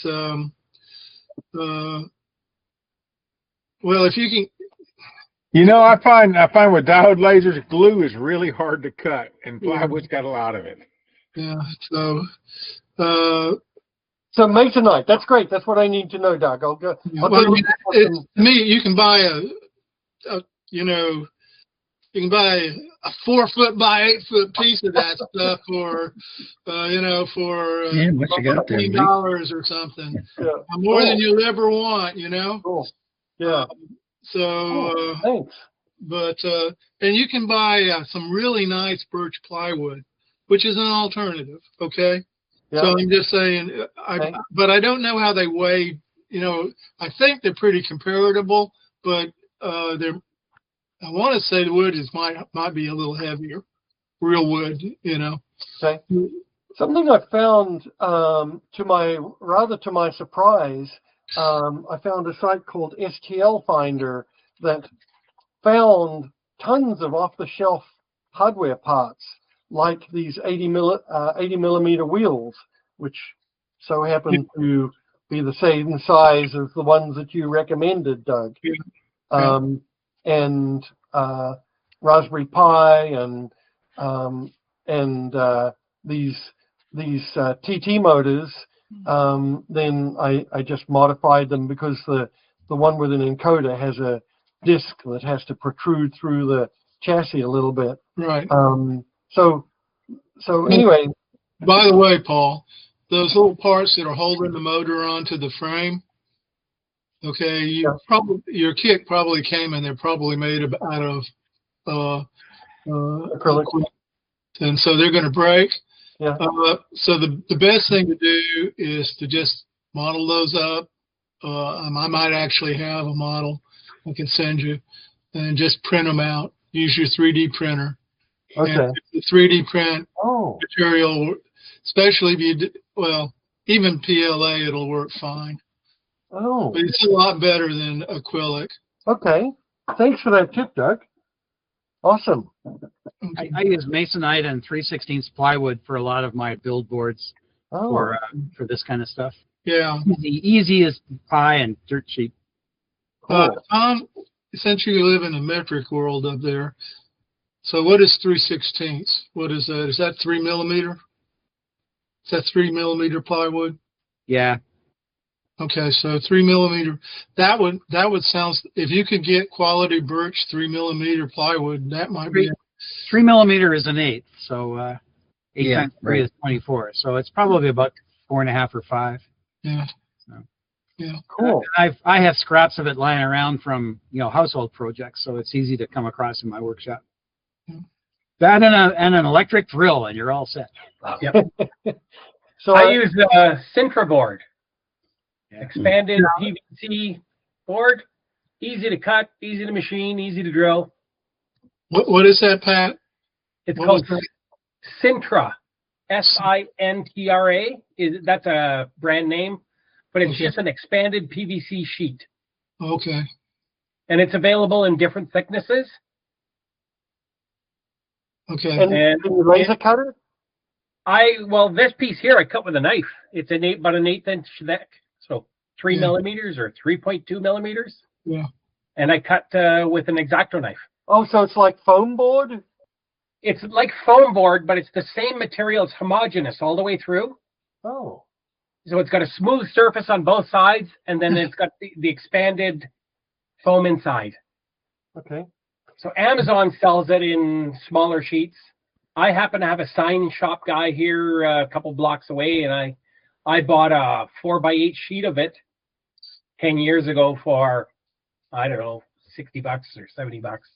It's still going. Yeah. And, I've still got like tons of it. Mm-hmm. So this is a block diagram which pretty much echoes the Lino Robot 2 hardware stack with the Raspberry Pi 4. That WaveShare General Robot controller. I think Kareem is using that same controller board in his tank robot that he got a WaveShare tank robot. and it's got the motor drivers, and it accepts the this diagram is wrong. The OakD-Lite should plug straight into the Raspberry Pi. It's a Lidar that goes through the WaveShare robot controller and then comes out as USB serial into the Raspberry Pi. And then there's the IMU. So anyway, that's the system block diagram. And then I took a look at kept a track of the parts and costs for all of this stuff. And let's see, can I zoom in a bit? I don't know if I should. If I need to.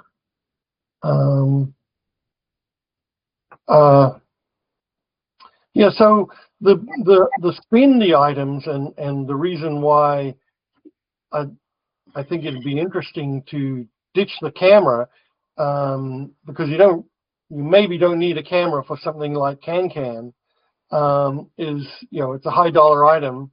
The Raspberry Pi is kind of high dollar,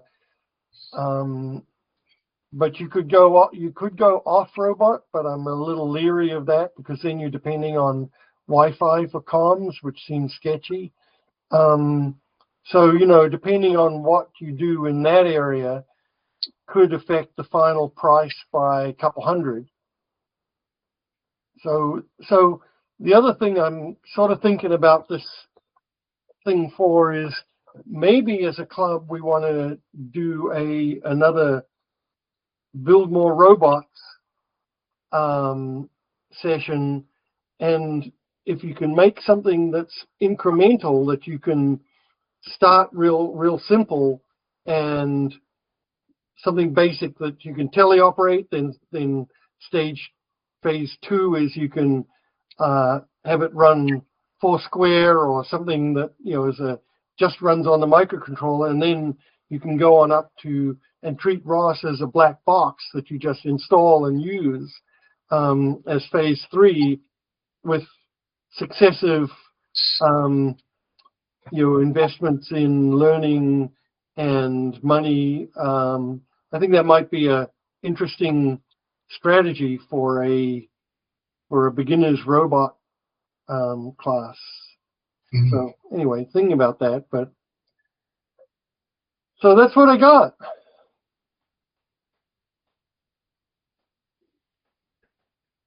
I just think this is the coolest thing, having a 3D model of the thing complete with where the hole should be, that I'm reasonably confident will mostly fit when I put it together.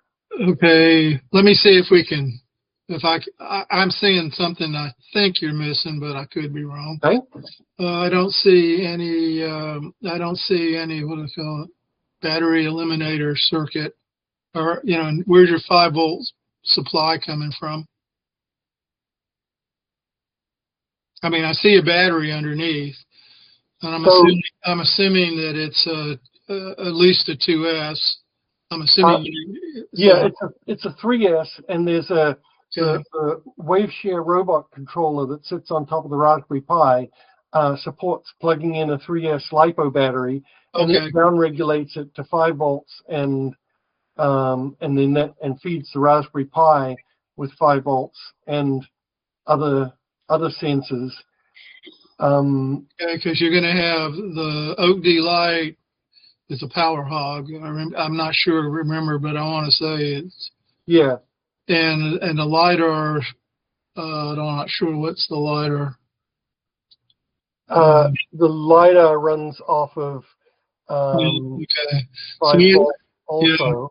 Yeah. It says its working is 180 milliamps. Yeah. So that's 180. I'm just saying.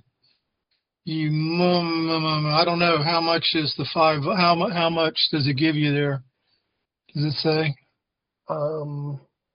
You have 5 volts, but how much 5 volts do you have? Does it? That's a really good question, Doug. Thank you for. The reason why I'm saying that is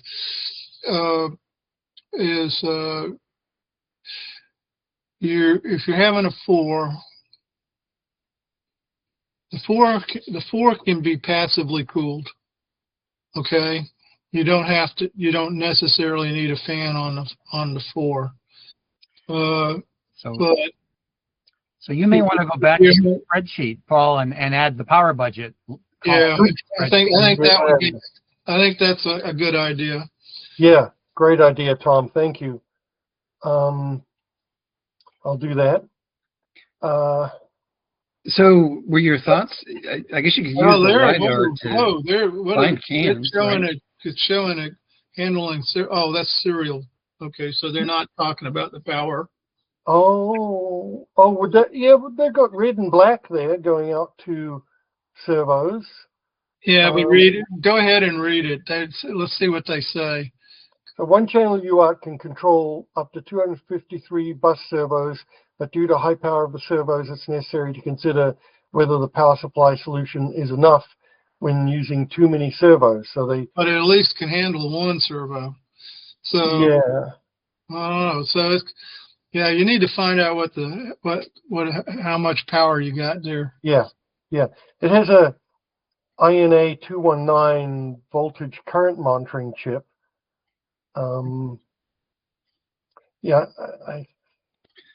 Right.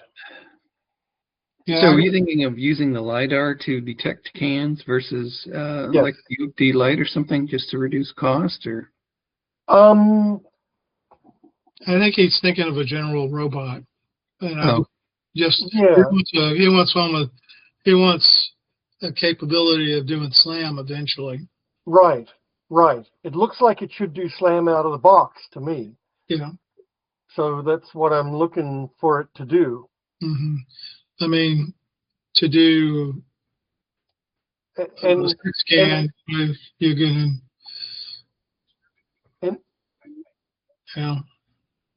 What would really be cool about using the LiDAR is if you map the whole field at once and knew where all the cans were. Theoretically, you could pick a least distance path.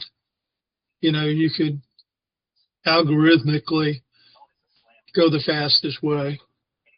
So that'd be kind of cool. Yeah. Are you guys hearing a voice talking in the background? I'm wondering if that's me or if one of my... It might be you, Paul. No, I'm just busting you. In my head. Sometimes you were listening to. Depends if I've had too much coffee. Sometimes I hear that myself. So I'm only kidding.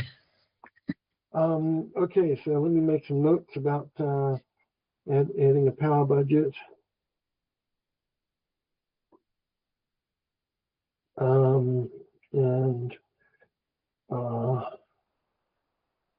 Yeah.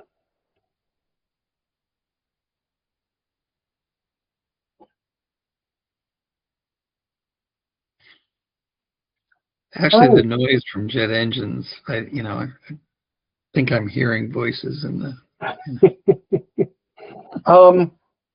Okay. Well, thanks for the design review, guys. That's all. If this is any more discussion on that, we'll throw it over to Pat. So I did have a question for you. Yep. On your Raspberry Pi, you're using, or your robot there, you're using wheel encoders. Where are your wheel encoders tying into? Are they tying into a motor control board? ESP32? Yeah, that ESP32 motor driver. Right. So on the WaveShare general robot driver board, they have a connector that's intended for the motor, for the quadrature, for the motor output and the quadrature input. So whatever that's wired into, I don't know what. I didn't look at how that's wired internally. Yeah, I know they use the TB6612 to drive the two motors. Okay. Yeah. So are you looking to use micro ROS on that ESP32?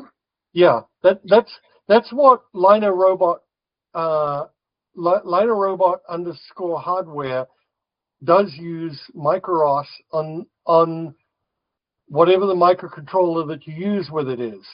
So there's kind of a forking thing happening here in LidarRobot 2 _ hardware, which is the microcontroller part of it. So this is a 2-layer architecture, right? LidarRobot, the ROS code up at the upper layer running on, be it a laptop, Raspberry Pi, whatever. Then you got LidarRobot 2 hardware _ hardware running on something lower, and the mainline code supports a Teensy and an Arduino and something or other else. And then there's a fork to Thomas Chu's repo with his wiki where he supports ESP32. So I'm going to take that fork, take Thomas Chu's fork, and join it to the LidarRobot 2 ROS layer, and they, in theory, they should play together. Okay, yep.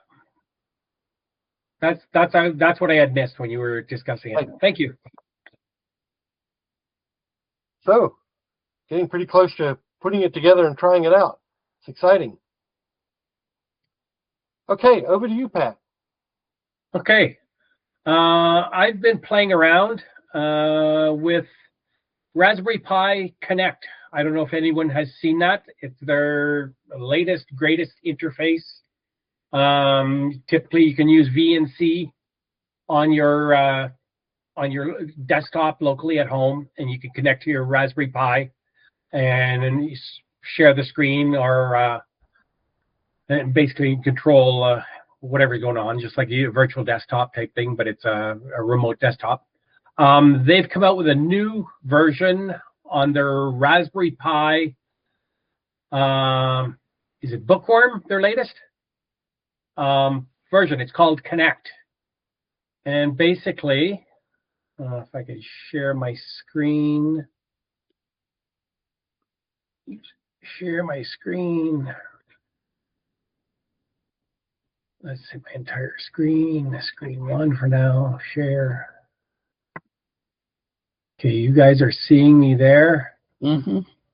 So basically, so the Raspberry Pi site has documentation on it. Raspberry Pi Connect. It's currently in beta, but it's been in beta for a little while now.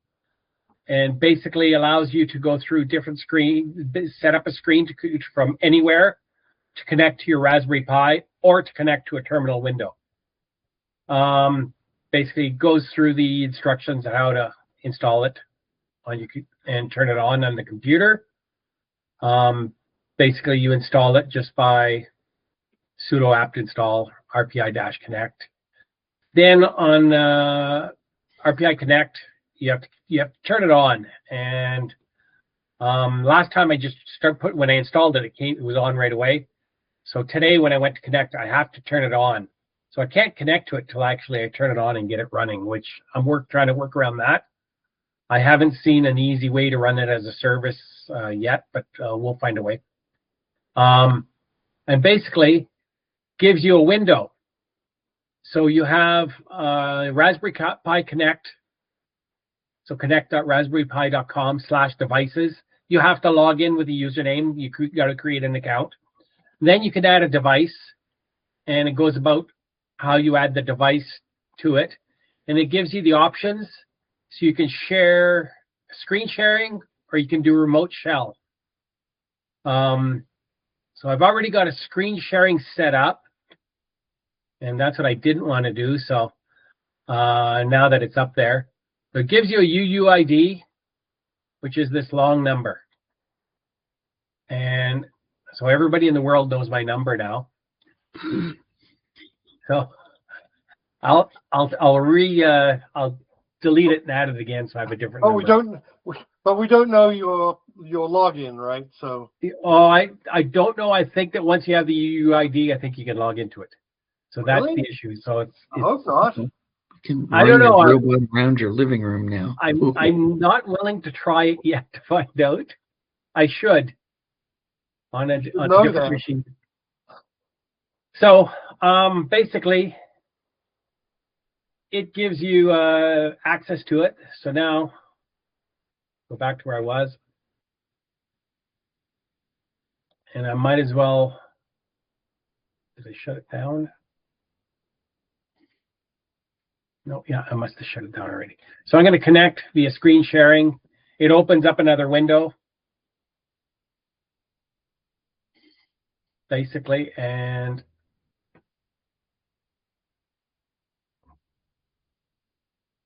up comes basically the Raspberry Pi. Nice. So got a control window. You can turn off Raspberry Pi Connect, which would disconnect me right now. You can sign out of it. Basically, there's a help setting. So it's just another way in. So what this will give you is I could be on the road somewhere and log into my robot remotely from somewhere if I wanted to do some work. Like I said, right now, the problem I'm having is that when I booted up the robot today, it wouldn't connect. So I had to go turn it on through an SSH session. So it also allows remote shell. And I've never done the remote shell before. So there I am. So I'm connected, remote shell. I don't know if you guys can see that. Yep. So it basically gives you complete control. And this is not on my local network. So I'm going out to Raspberry Pi or connect.raspberrypi.com, establishing a connection, coming back. So it was just an interesting piece of software I found and thought I would share. Pretty cool. Have you looked at, like, you know, videos remotely or anything on your Raspberry Pi? Is it, you know, slow bandwidth or low bandwidth? I wouldn't normally do something like that, but hang on, let's give it a try. So if I go to... I thought maybe if you had a, you know, Raspberry Pi camera hooked up or some other camera, you might want to. Or even just the regular screen sharing, how responsive is it? Yeah, well, let's see what's going on here. Let's try visiting one of my local porn sites and see what happens. Pat, do you know if there's an option to use it across your local network so the transport doesn't go way out and back? I don't know if there is. So my understanding is it's for remote connection. Okay. Okay, so, but this speed test is just the speed between your Raspberry Pi and whatever the speed test is going to. Yeah, so this is limited by my Wi-Fi on my Raspberry Pi. And we're wondering how fast, you know, how fast is the screen updating? You know, do you feel a lag in just the screen getting updated as you move the mouse around, click somewhere?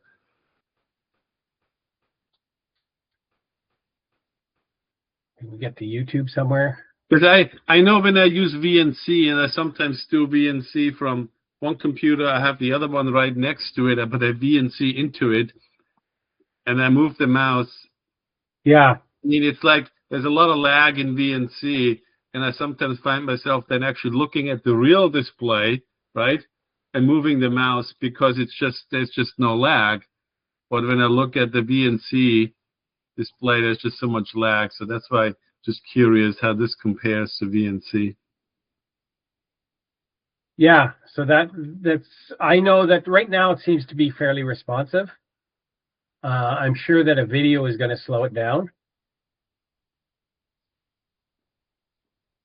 Well, I must say I'm disappointed that Raspberry Pi doesn't provide any information on how they secure the link. At least Google doesn't find any, and it's not in. No, they're not. So I haven't been using it extensively. So the video seems to be pretty good. Lag there. Huh? So my mouse is moving. I don't know if you can see my mouse, but my mouse is following. Yeah. And I see me talking away. Yeah, you're talking away. There's no sound obviously coming out because it's on the Raspberry Pi. Yeah. But yeah, so It's supposed to be quicker than VNC. Cool. So that's just where it's at. So, like I say, now that the world knows my UUID on my robot, I will change it and go from there. But it's a good little tool. I don't know how much I will use it. I do have another application I use. I use RustDesk for connecting remotely to my computers when I'm on the road. So RustDesk is another application I find that's handy. I have it hosted on a server. I don't know if you guys have seen this before.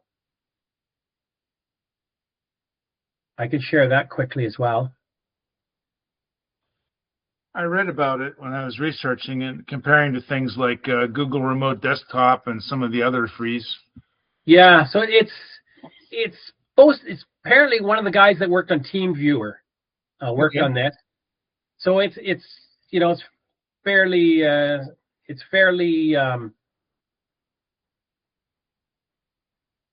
straightforward. It's fairly straightforward. So. And your Rust server you run locally, does it serve the open internet? No, I run it on a hosted platform. Oh, in the cloud. Yeah. So your bot can get into it from it wherever it is. Yeah, so I can get into it wherever it is. So that's my other desktop, basically, and Discord server, whatever. From there, I can go into a robot through whatever. Huh. Usually, this guy, I don't know if he'll connect there. He connected, VNC connected. So I can do that from anywhere as well. You have so many cross connects. Yeah, so it's it works fairly well. This one I do because I don't want to do banking on my phone, and I don't do it on my work computer. So it gives me a way to, when I'm on the road to pay bills, gives me a way to connect to a robot if it's on at home and whatever. Occasionally, my wife has to go push the red button to reboot the robot. Huh. So your robot is your banking server. Yeah, I know. So that was my other laptop. Oh, okay. So what happens is, you start connecting, depending on the client I'm working for. I've got two laptops. So my work laptop plus my client's work laptop. And one of my clients when I go to the US. So I have to bring two in a bag, and that tends to get heavy with two chargers, two laptops, hard hat, work boots, safety glasses, gear. Yeah. And all of that becomes carry-on because you don't want to arrive at the client's place when you land without your gear. Right. So I just decided, okay, I'm not carrying a third laptop to bring with me. So that's what I do on the road. So if I have idle time, then I can connect and play robots. Cool. Yeah, I forget which airlines. You can't have two carry-ons now. It's supposed to be just one. I think I want to say it's American. So in Canada, your carry-on bag is now for a fee.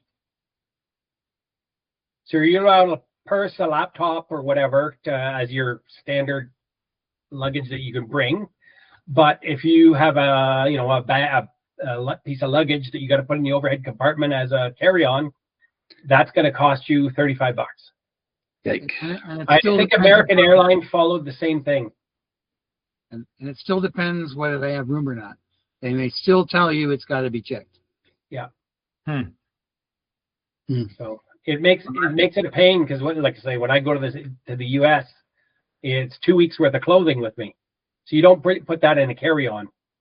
Working in an industrial environment every day. No.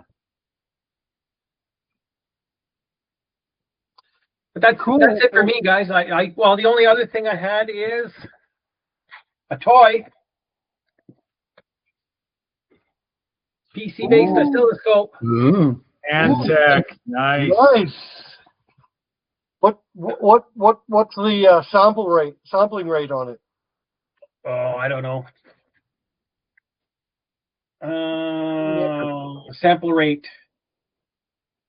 Real-time sampling rate, 48 million samples, 150 million samples, 250 million samples, and 1,000 samples. Is that the mixed signal one? So you got a couple channels analog and an 8-channel logic? I believe so. That's a Hantek, right? That's a Hantek, yeah. Hantek 6022BL. Yeah, so so it's that's got the logic. That's the L is the logic channels. Yeah, so it's got the logic channels with it. Yeah. And I did a quick test with the, it's got a calibration pulse on it. And I just set it up with the, I think I'm using Open Hantek with it.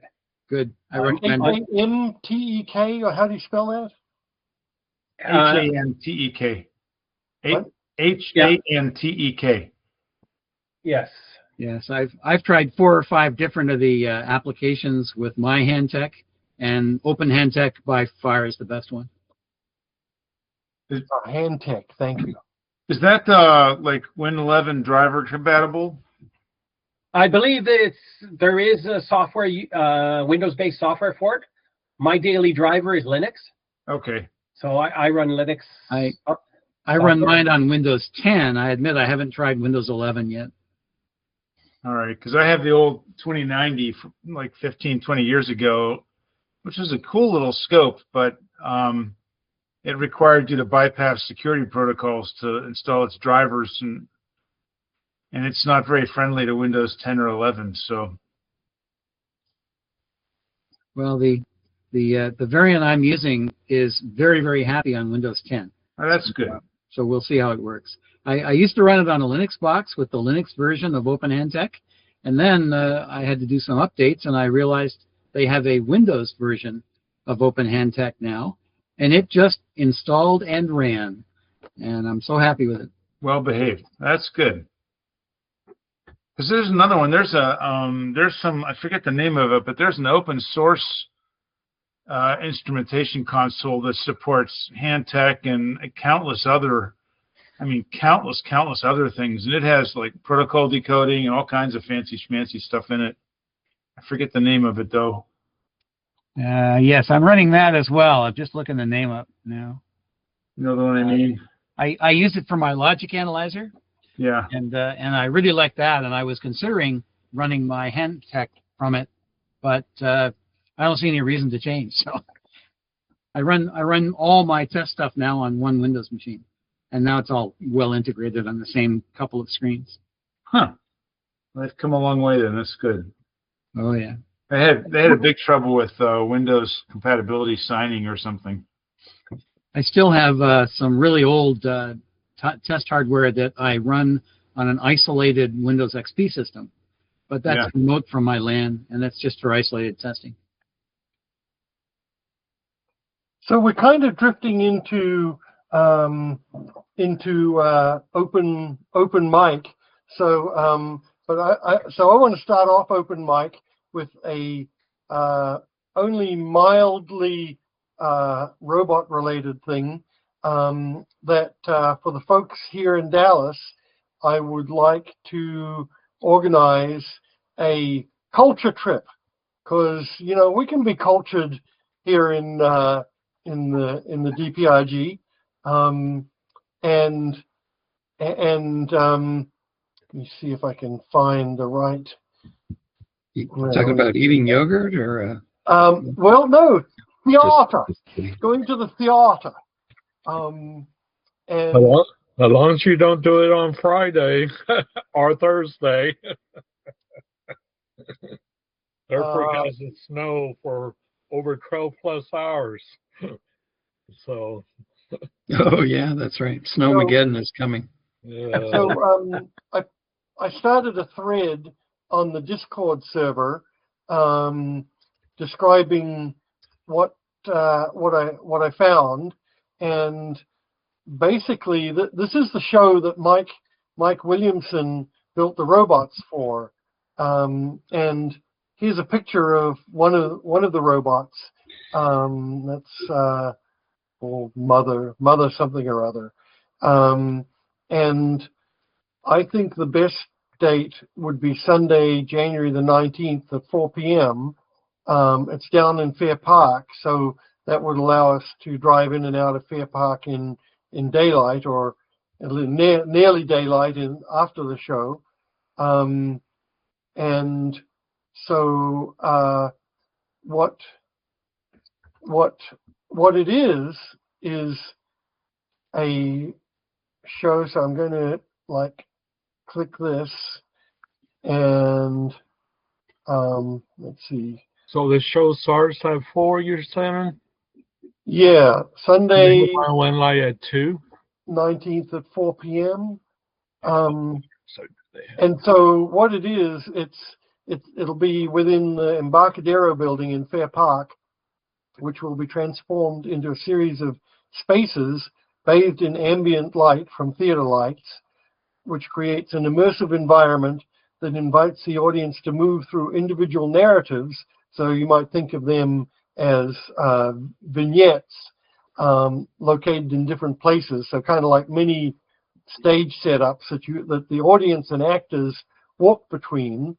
And I don't know what they mean by shared meditations. So alongside this immersive setting, where audience movement and participation are welcome and encouraged, performers will share intimate accounts of narratives that Artstillery, which is the organization that's putting this on, collected through interviews, mass media, and historical accounts, drawing on real experiences of displacement, resilience, and faith. And pastoral audiences have been moved to embrace and connect with these spaces, reminding all who attend of the power of human stories to bridge divides and foster compassion. And so to make that a bit more concrete and a bit more real,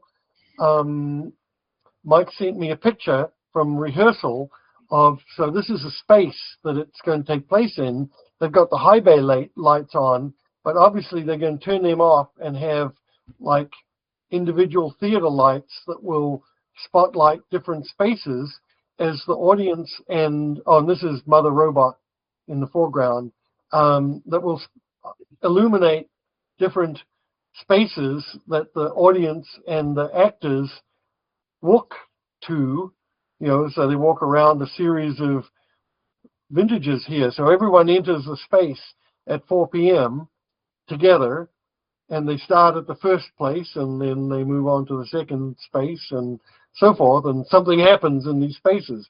It sounds really novel, certainly avant-garde, something beyond anything that I've experienced. So I wanted to publicize that, and Mike's going to be here next Tuesday, so he'll be able to answer questions about it. But I think it'll be a really fun and interesting thing to do for DPRG road trip kind of thing to do. So Paul, you want to post that website over in the chat? Yes. Yes, good point. Let me do that. I put it in the Discord, but I'll put it in here as well. It's cheap. It's like $25. Yeah. Well, the main reason I wanted was I didn't, a small window. I couldn't see all the details. So yeah, you can post the link. Yeah. Right. Good point, John. Okay. So. Good. So I want to request for anyone that might be interested, reply on the Discord channel. I'm going to publicize this through the email list as well, and just see if we can get a few people. It's not the sort of thing that's going to like bring the whole club out. If a couple people come out, I'll be happy. I think it'd be fun to see Mike's robots doing whatever they do, and experience something new new to me, and new to probably most of us techie type people in the theater world. Paul, I'm not going to be in town, otherwise I'd join. but I just give an endorsement to your concept. So as it turns out, my brother-in-law has a production company, and they come up with original immersive theater productions like this. And I've gone to a couple of them, and they're really they're kind of interesting. You just have to, I mean, okay. So from my point of view, regular theater, you go in, you take a seat, the performers are on stage. At the end, you clap, and you walk out and say whether you had a nice time or not. But these kinds of things, it's a little more. I mean, maybe in the past there's theater in the round, but these things, you're in there, you're walking around. A lot of times you won't have a clue as to whether the people you're talking to are audience or actors. You won't have a clue. And there'll be something going on, and part of the game is to figure out what's the underlying story here, what's tying all this together. And you figure that out by interacting with the objects and the people that are in the space. And as a result, like the one my brother-in-law puts on, they'll get this big 2-story house, 2,000 or 3,000 square feet. There'll be 6 or 8 different rooms, and there's activities going on concurrently in every room. So depending on which path you choose, like which room you start out with, and then which rooms you wander to, everybody goes in at the same time. But by the time the 2-hour performance is over, you've all had a different experience. And like every now and then, the group you're with, at least the ones I've been in, the group you're with, they separate and split out, and then you bump into somebody. Hey, did you see? No, I didn't. Did you see? Oh, well, one of the actors, they went and grabbed my sister and dragged him off to this back room. I don't know if I'll ever see him again. So it's kind of different. It's interesting, but I'd strongly endorse it for anybody that's in town. And if you're not in Dallas, just look in your area for immersive theater. Thank you, Carl. And there are other dates. You know, it's just that this is a date that I think would work for me and for DPRG folks, probably. But if you're interested in this, have a look at the website and assuming if you don't want to park at Fair Park, there is Dart Line, Green Line, if you're wanting to know the train to take down there. Oh, okay. Because I do that when, the Safe Fair, I basically take the Dart to get down there. I don't have to deal with parking down there. Okay, so that was my PSA to kick off open mic. So, John, I was going to ask, were you the only white guy on the bus when you got, if the state fair's not running? I mean, that's a well, that becomes more variable. It depends where you go on that Dart. Okay. Oh, okay. Okay, and where certain areas become more variable-ish. But I like it because you're not paying $30 to park at the park. Oh yeah, yeah, that went up. So compared to $6, so that's the main benefit, and you drop off right there, so it has its benefits. So with that, I actually have something I can show you. I don't know if y'all are watching this morning or not on Channel 4, but I saw this. So let me click. Where do we need to present now? And then select a tab. Okay, there we are. Yeah. So I saw this. So they have this on, but seemingly there's this puppy that's actually pretty good. It looked very realistic, in other words. So, yeah. So they had that, and let's see if I can actually. I click here. Hopefully, it'll get to the real website. So yeah, they had the video, and that's basically what they had. Let me that. So they had that going, and you can see it looks very realistic and that. So if you leave your shoes on the floor, he's going to chew them up then, or something. No, it doesn't do that. Puppy It'll wag activity. its tails and it'll move its mouth. And that, so yeah, it's relatively a nice one, but don't know how much it sells for because unfortunately that was the one thing it doesn't tell you on the website. But you can see there's another picture of it. And yeah, they sold out same way their first litter. So I don't know if I can get back to that. Yeah, the other page, if that'll work. We'll see what happens when I click back. But you know, they got like already pre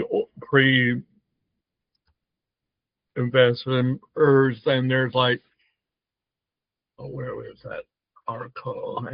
Nope. Okay. Come back here, cursor. 7,000 pre-orders they have had.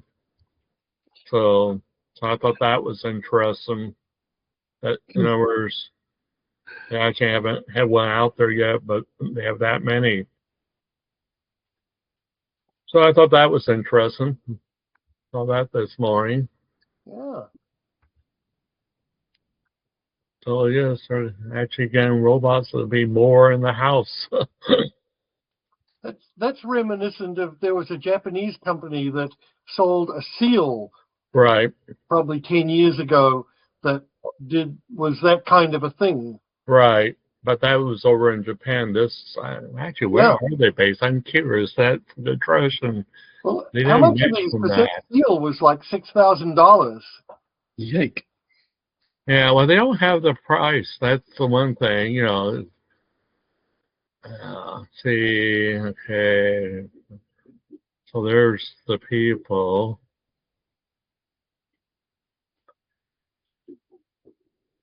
Okay, see how you did. Where are they located? It doesn't say offhand.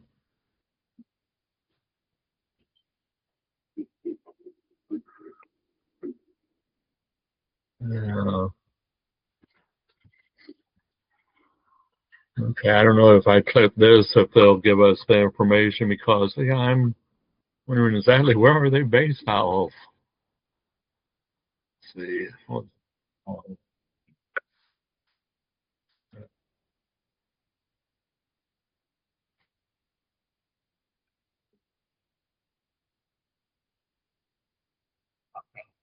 So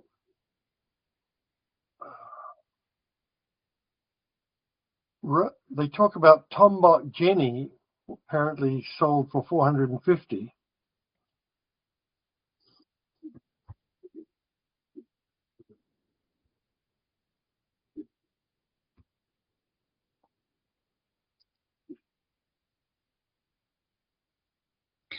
Just as long as I'm not from Russia, North Korea, Iran, you know. So the answer is now they're out of California.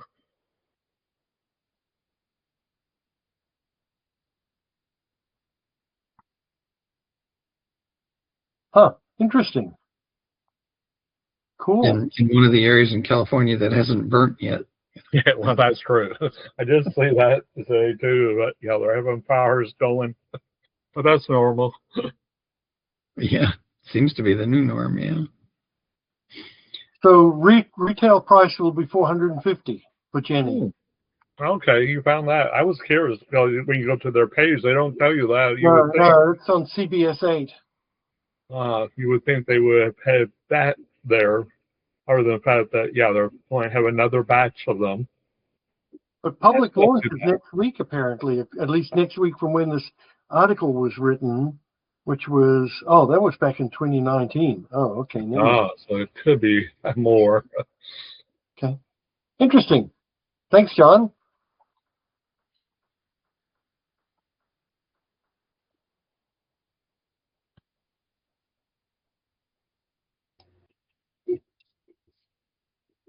Well, I had a question I wanted to ask of this group. On Sunday in the Vancouver meeting, there was a bit of a follow-up discussion on my GPS accuracy research, and that got us into a discussion of the in-between ground, in between regular GPS and RTK GPS in terms of accuracy.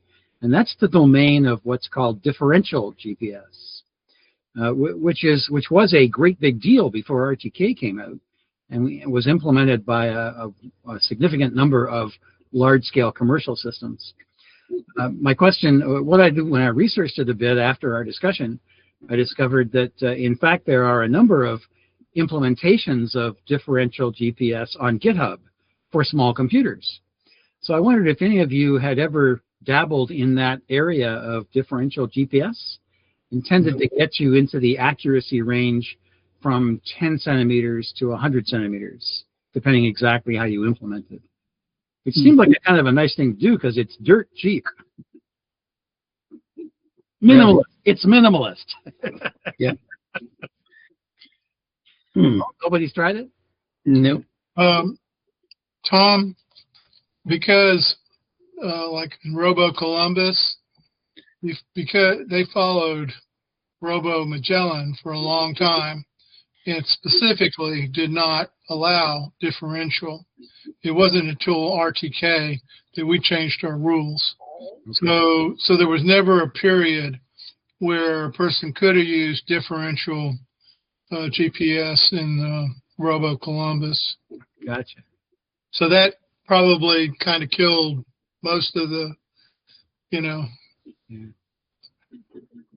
Well, yeah, I want to correct what you said, Doug, because RTK GPS has been around for a long time. Differential GPS has been around a long time as a commercial product. Okay, I'll say affordable RTK. It's been around. Because until you really started seeing SparkFun doing stuff in the $400 to $500 range, you know, it was a little bit rich for most people. Well, yeah, but companies like Trimble and the like have had that. Oh yeah, I mean, long ago. But I want to say for differential, you have to actually, you almost have to buy a service to get the other, you know, they're. Yeah, all the differentials. I've used differential services at Lockheed, and they were integrated with our GPS receivers. But I didn't know that you could make your own differential base station. They're actually very easy to build. They're trivial mathematically. Interesting. Essentially, you just have one of your GPSs has to know where it really is. Yep. And then every time it says that it isn't where it really is, then you send that correction. Exactly. So I'm thinking I'm going to experiment with that and see what happens. So you're talking about a meter accuracy then? You said 100 centimeters? 10 centimeters to 100. It depends on exactly the circumstances that you configure. Yeah.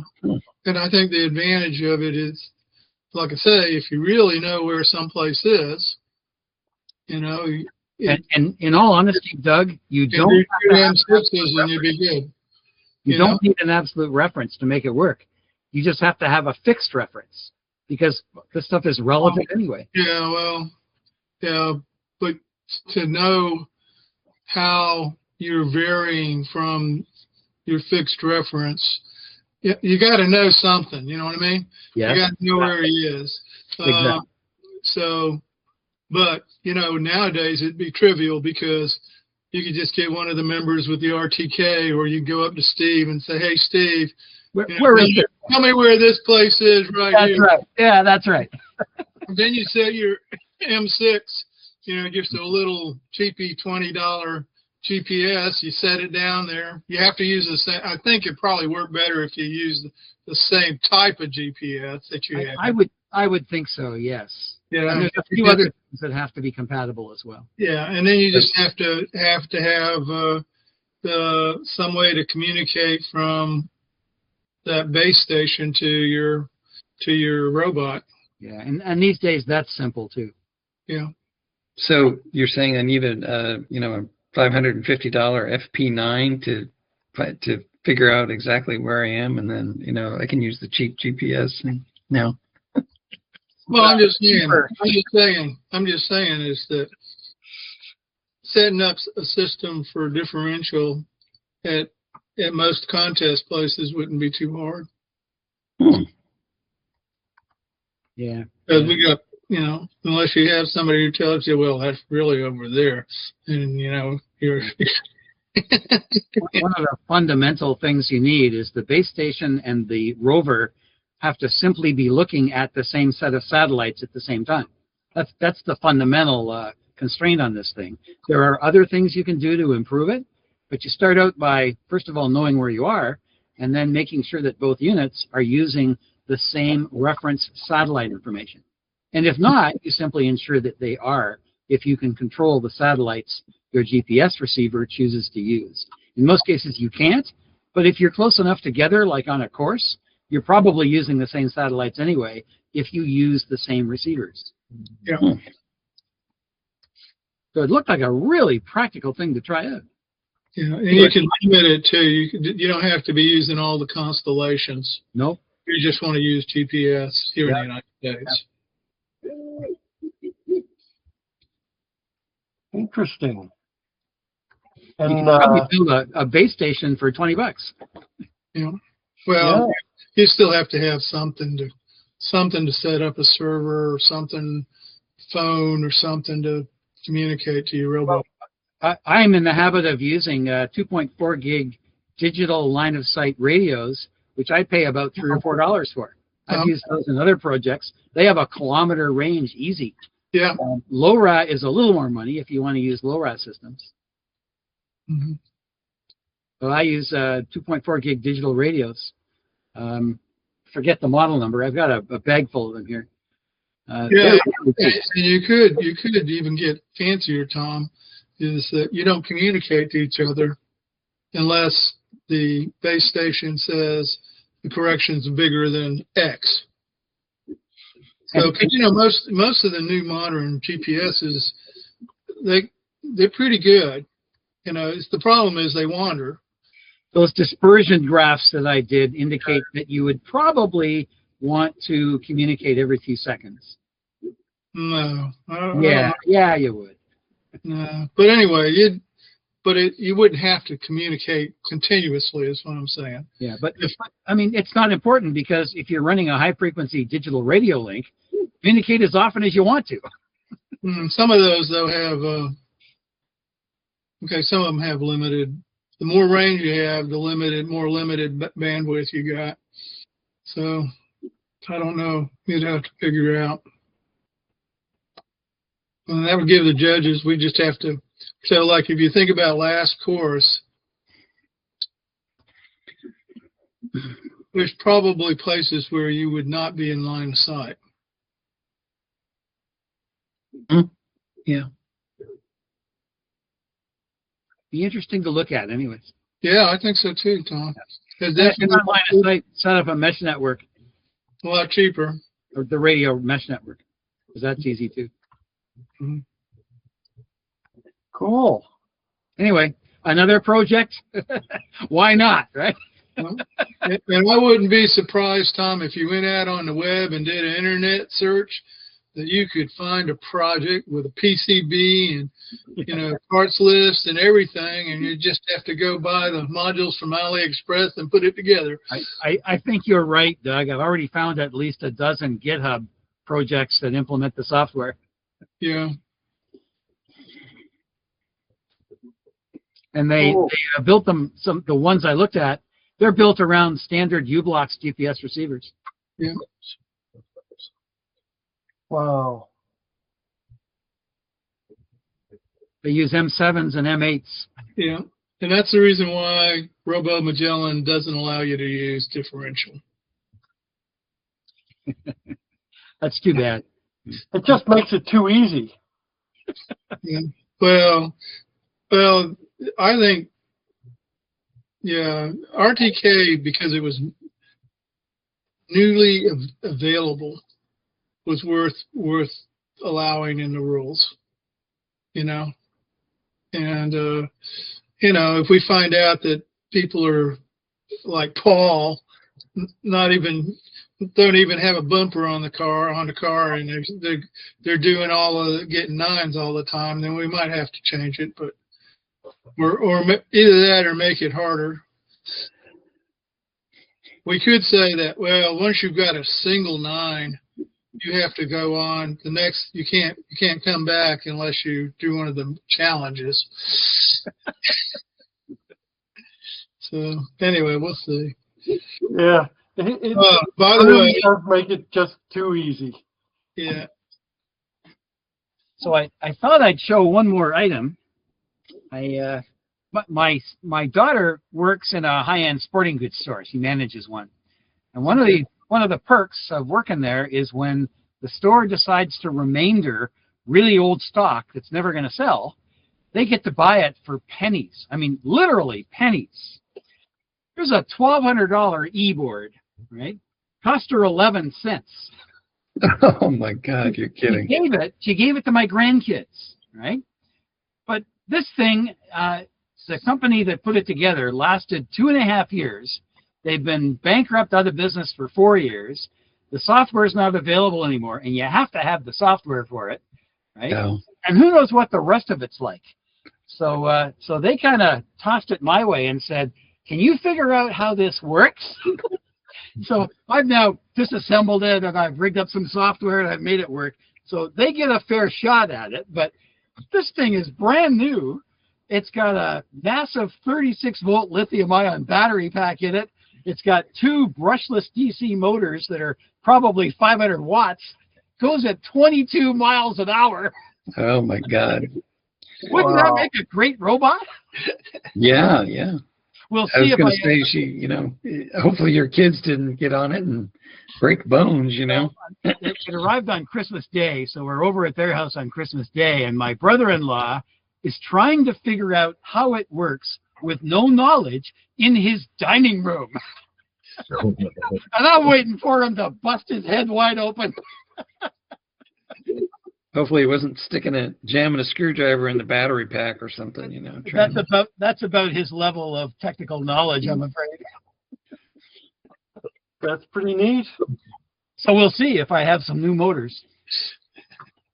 I can't believe they'd let an e-board go 22 miles an hour. Well, I was amazed. And it's a lean board. I don't know if you know how this technology works, but lean boards are particularly difficult and dangerous to operate. So I've been tinkering with it here at its lowest settings in my basement. And my God, I almost ended up on my head a couple of times. So I don't know how my grandkids are going to do. Much better, Tom. Sorry. Sounds about as safe as stepping on a hoverboard. Hey, Tom, this might be a chance for you to maybe put a limiter on that thing. Only allow them to go to 15 miles an hour.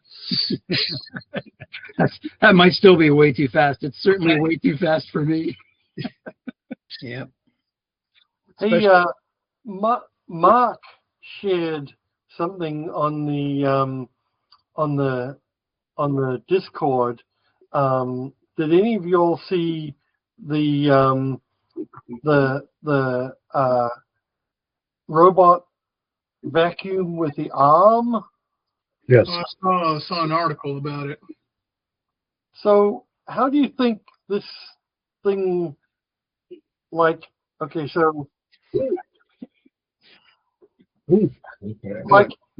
to say. I get that, okay, it detects an obstacle. It removes it over to the side so it can clean. It supposedly recognizes things. Right. I don't know what the heck that is. Maybe it's a saw. Looks like a heavy-duty saw. Because the picture I saw was a saw. Yeah, okay. So,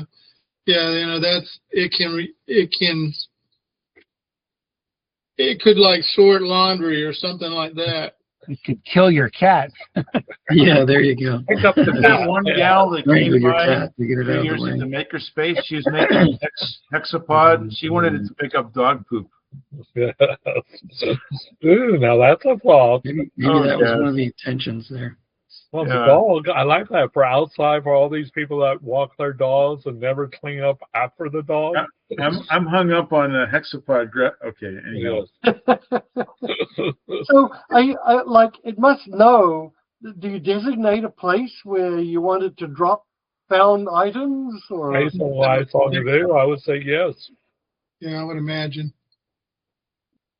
and like oh, I see. So it recognizes it's got some level of AI that recognizes common household objects that it knows it should be able to pick up. No, it's basically it's vacuuming along and finds something that's higher than 1 meter height, bumps into it almost, in other words, and then reaches out, pick up that item, and dump it somewhere else, and then goes back and back. It could be something that it can't pick up, like the leg of a table, or well, it can only probably pick up certain size cube items. Okay. In other words, yeah, you're right. Got to know a little bit of height. But beyond that, just anything that's in its way that's within a certain size height, because it looks like it goes out and drops the claw basically on top of that item. It would be very interesting if this had an open source part to it, sort of like Roomba, Right. so that you could, the SRS has that contest where you start in one, they have like a low wall in 2 rooms, and the thing is to go get a beer and bring it back and put it on the table. So a beer, well, it's a soda can because it's done in a public place, but you know what I'm saying? And this might be a real good platform for something like that. Mm-hmm. If it could get the door open. Well, I don't think it's geared to get the door open. I think it's just somebody's decided that, hey, there's a market out there that, people don't pick up their socks and whatnot. Oh, no, I don't mean, I'm just saying they could be repurposed. Oh, yeah. Well, it if depends you on how had open source access it to is. the But yeah. software. But Maybe Canadian markets that look like a pretty heavy duty sock. So I don't know. It's cold up there. well, maybe that was for Christmas. I mean, I'm trying to think. Christmas stocking, yeah, could have been. Yeah, it looked like it was stuffed with something, didn't it? Yeah. Maybe to make it easier to pick up. Yeah. Yeah, I think the thing it wasn't didn't iRobot come out with something that would sense dog poop and not try to vacuum it up? Really? I thought they did. After some really nasty incidents where the brushes kind of spread it around really, that's right, really effectively. Yeah, rubbed it all over the room. Yeah, I could see where you might want that. Yes. Really funny videos on that out there. Well, that website for that ARM robot vacuum cleaner says it can identify 105 different types of objects and know what's to do with each one of them. Do they go in the garbage? Do they go in near the front door? Do they go into the bed? Really? Pick up all your clothes. You don't want one. Wow. So it knows the difference between a shirt and a sock and a shoe. Yeah, their website has a lot more videos showing different types of but the real question is, does it recognize cones? there you go. Probably not. Remember, it's in the house.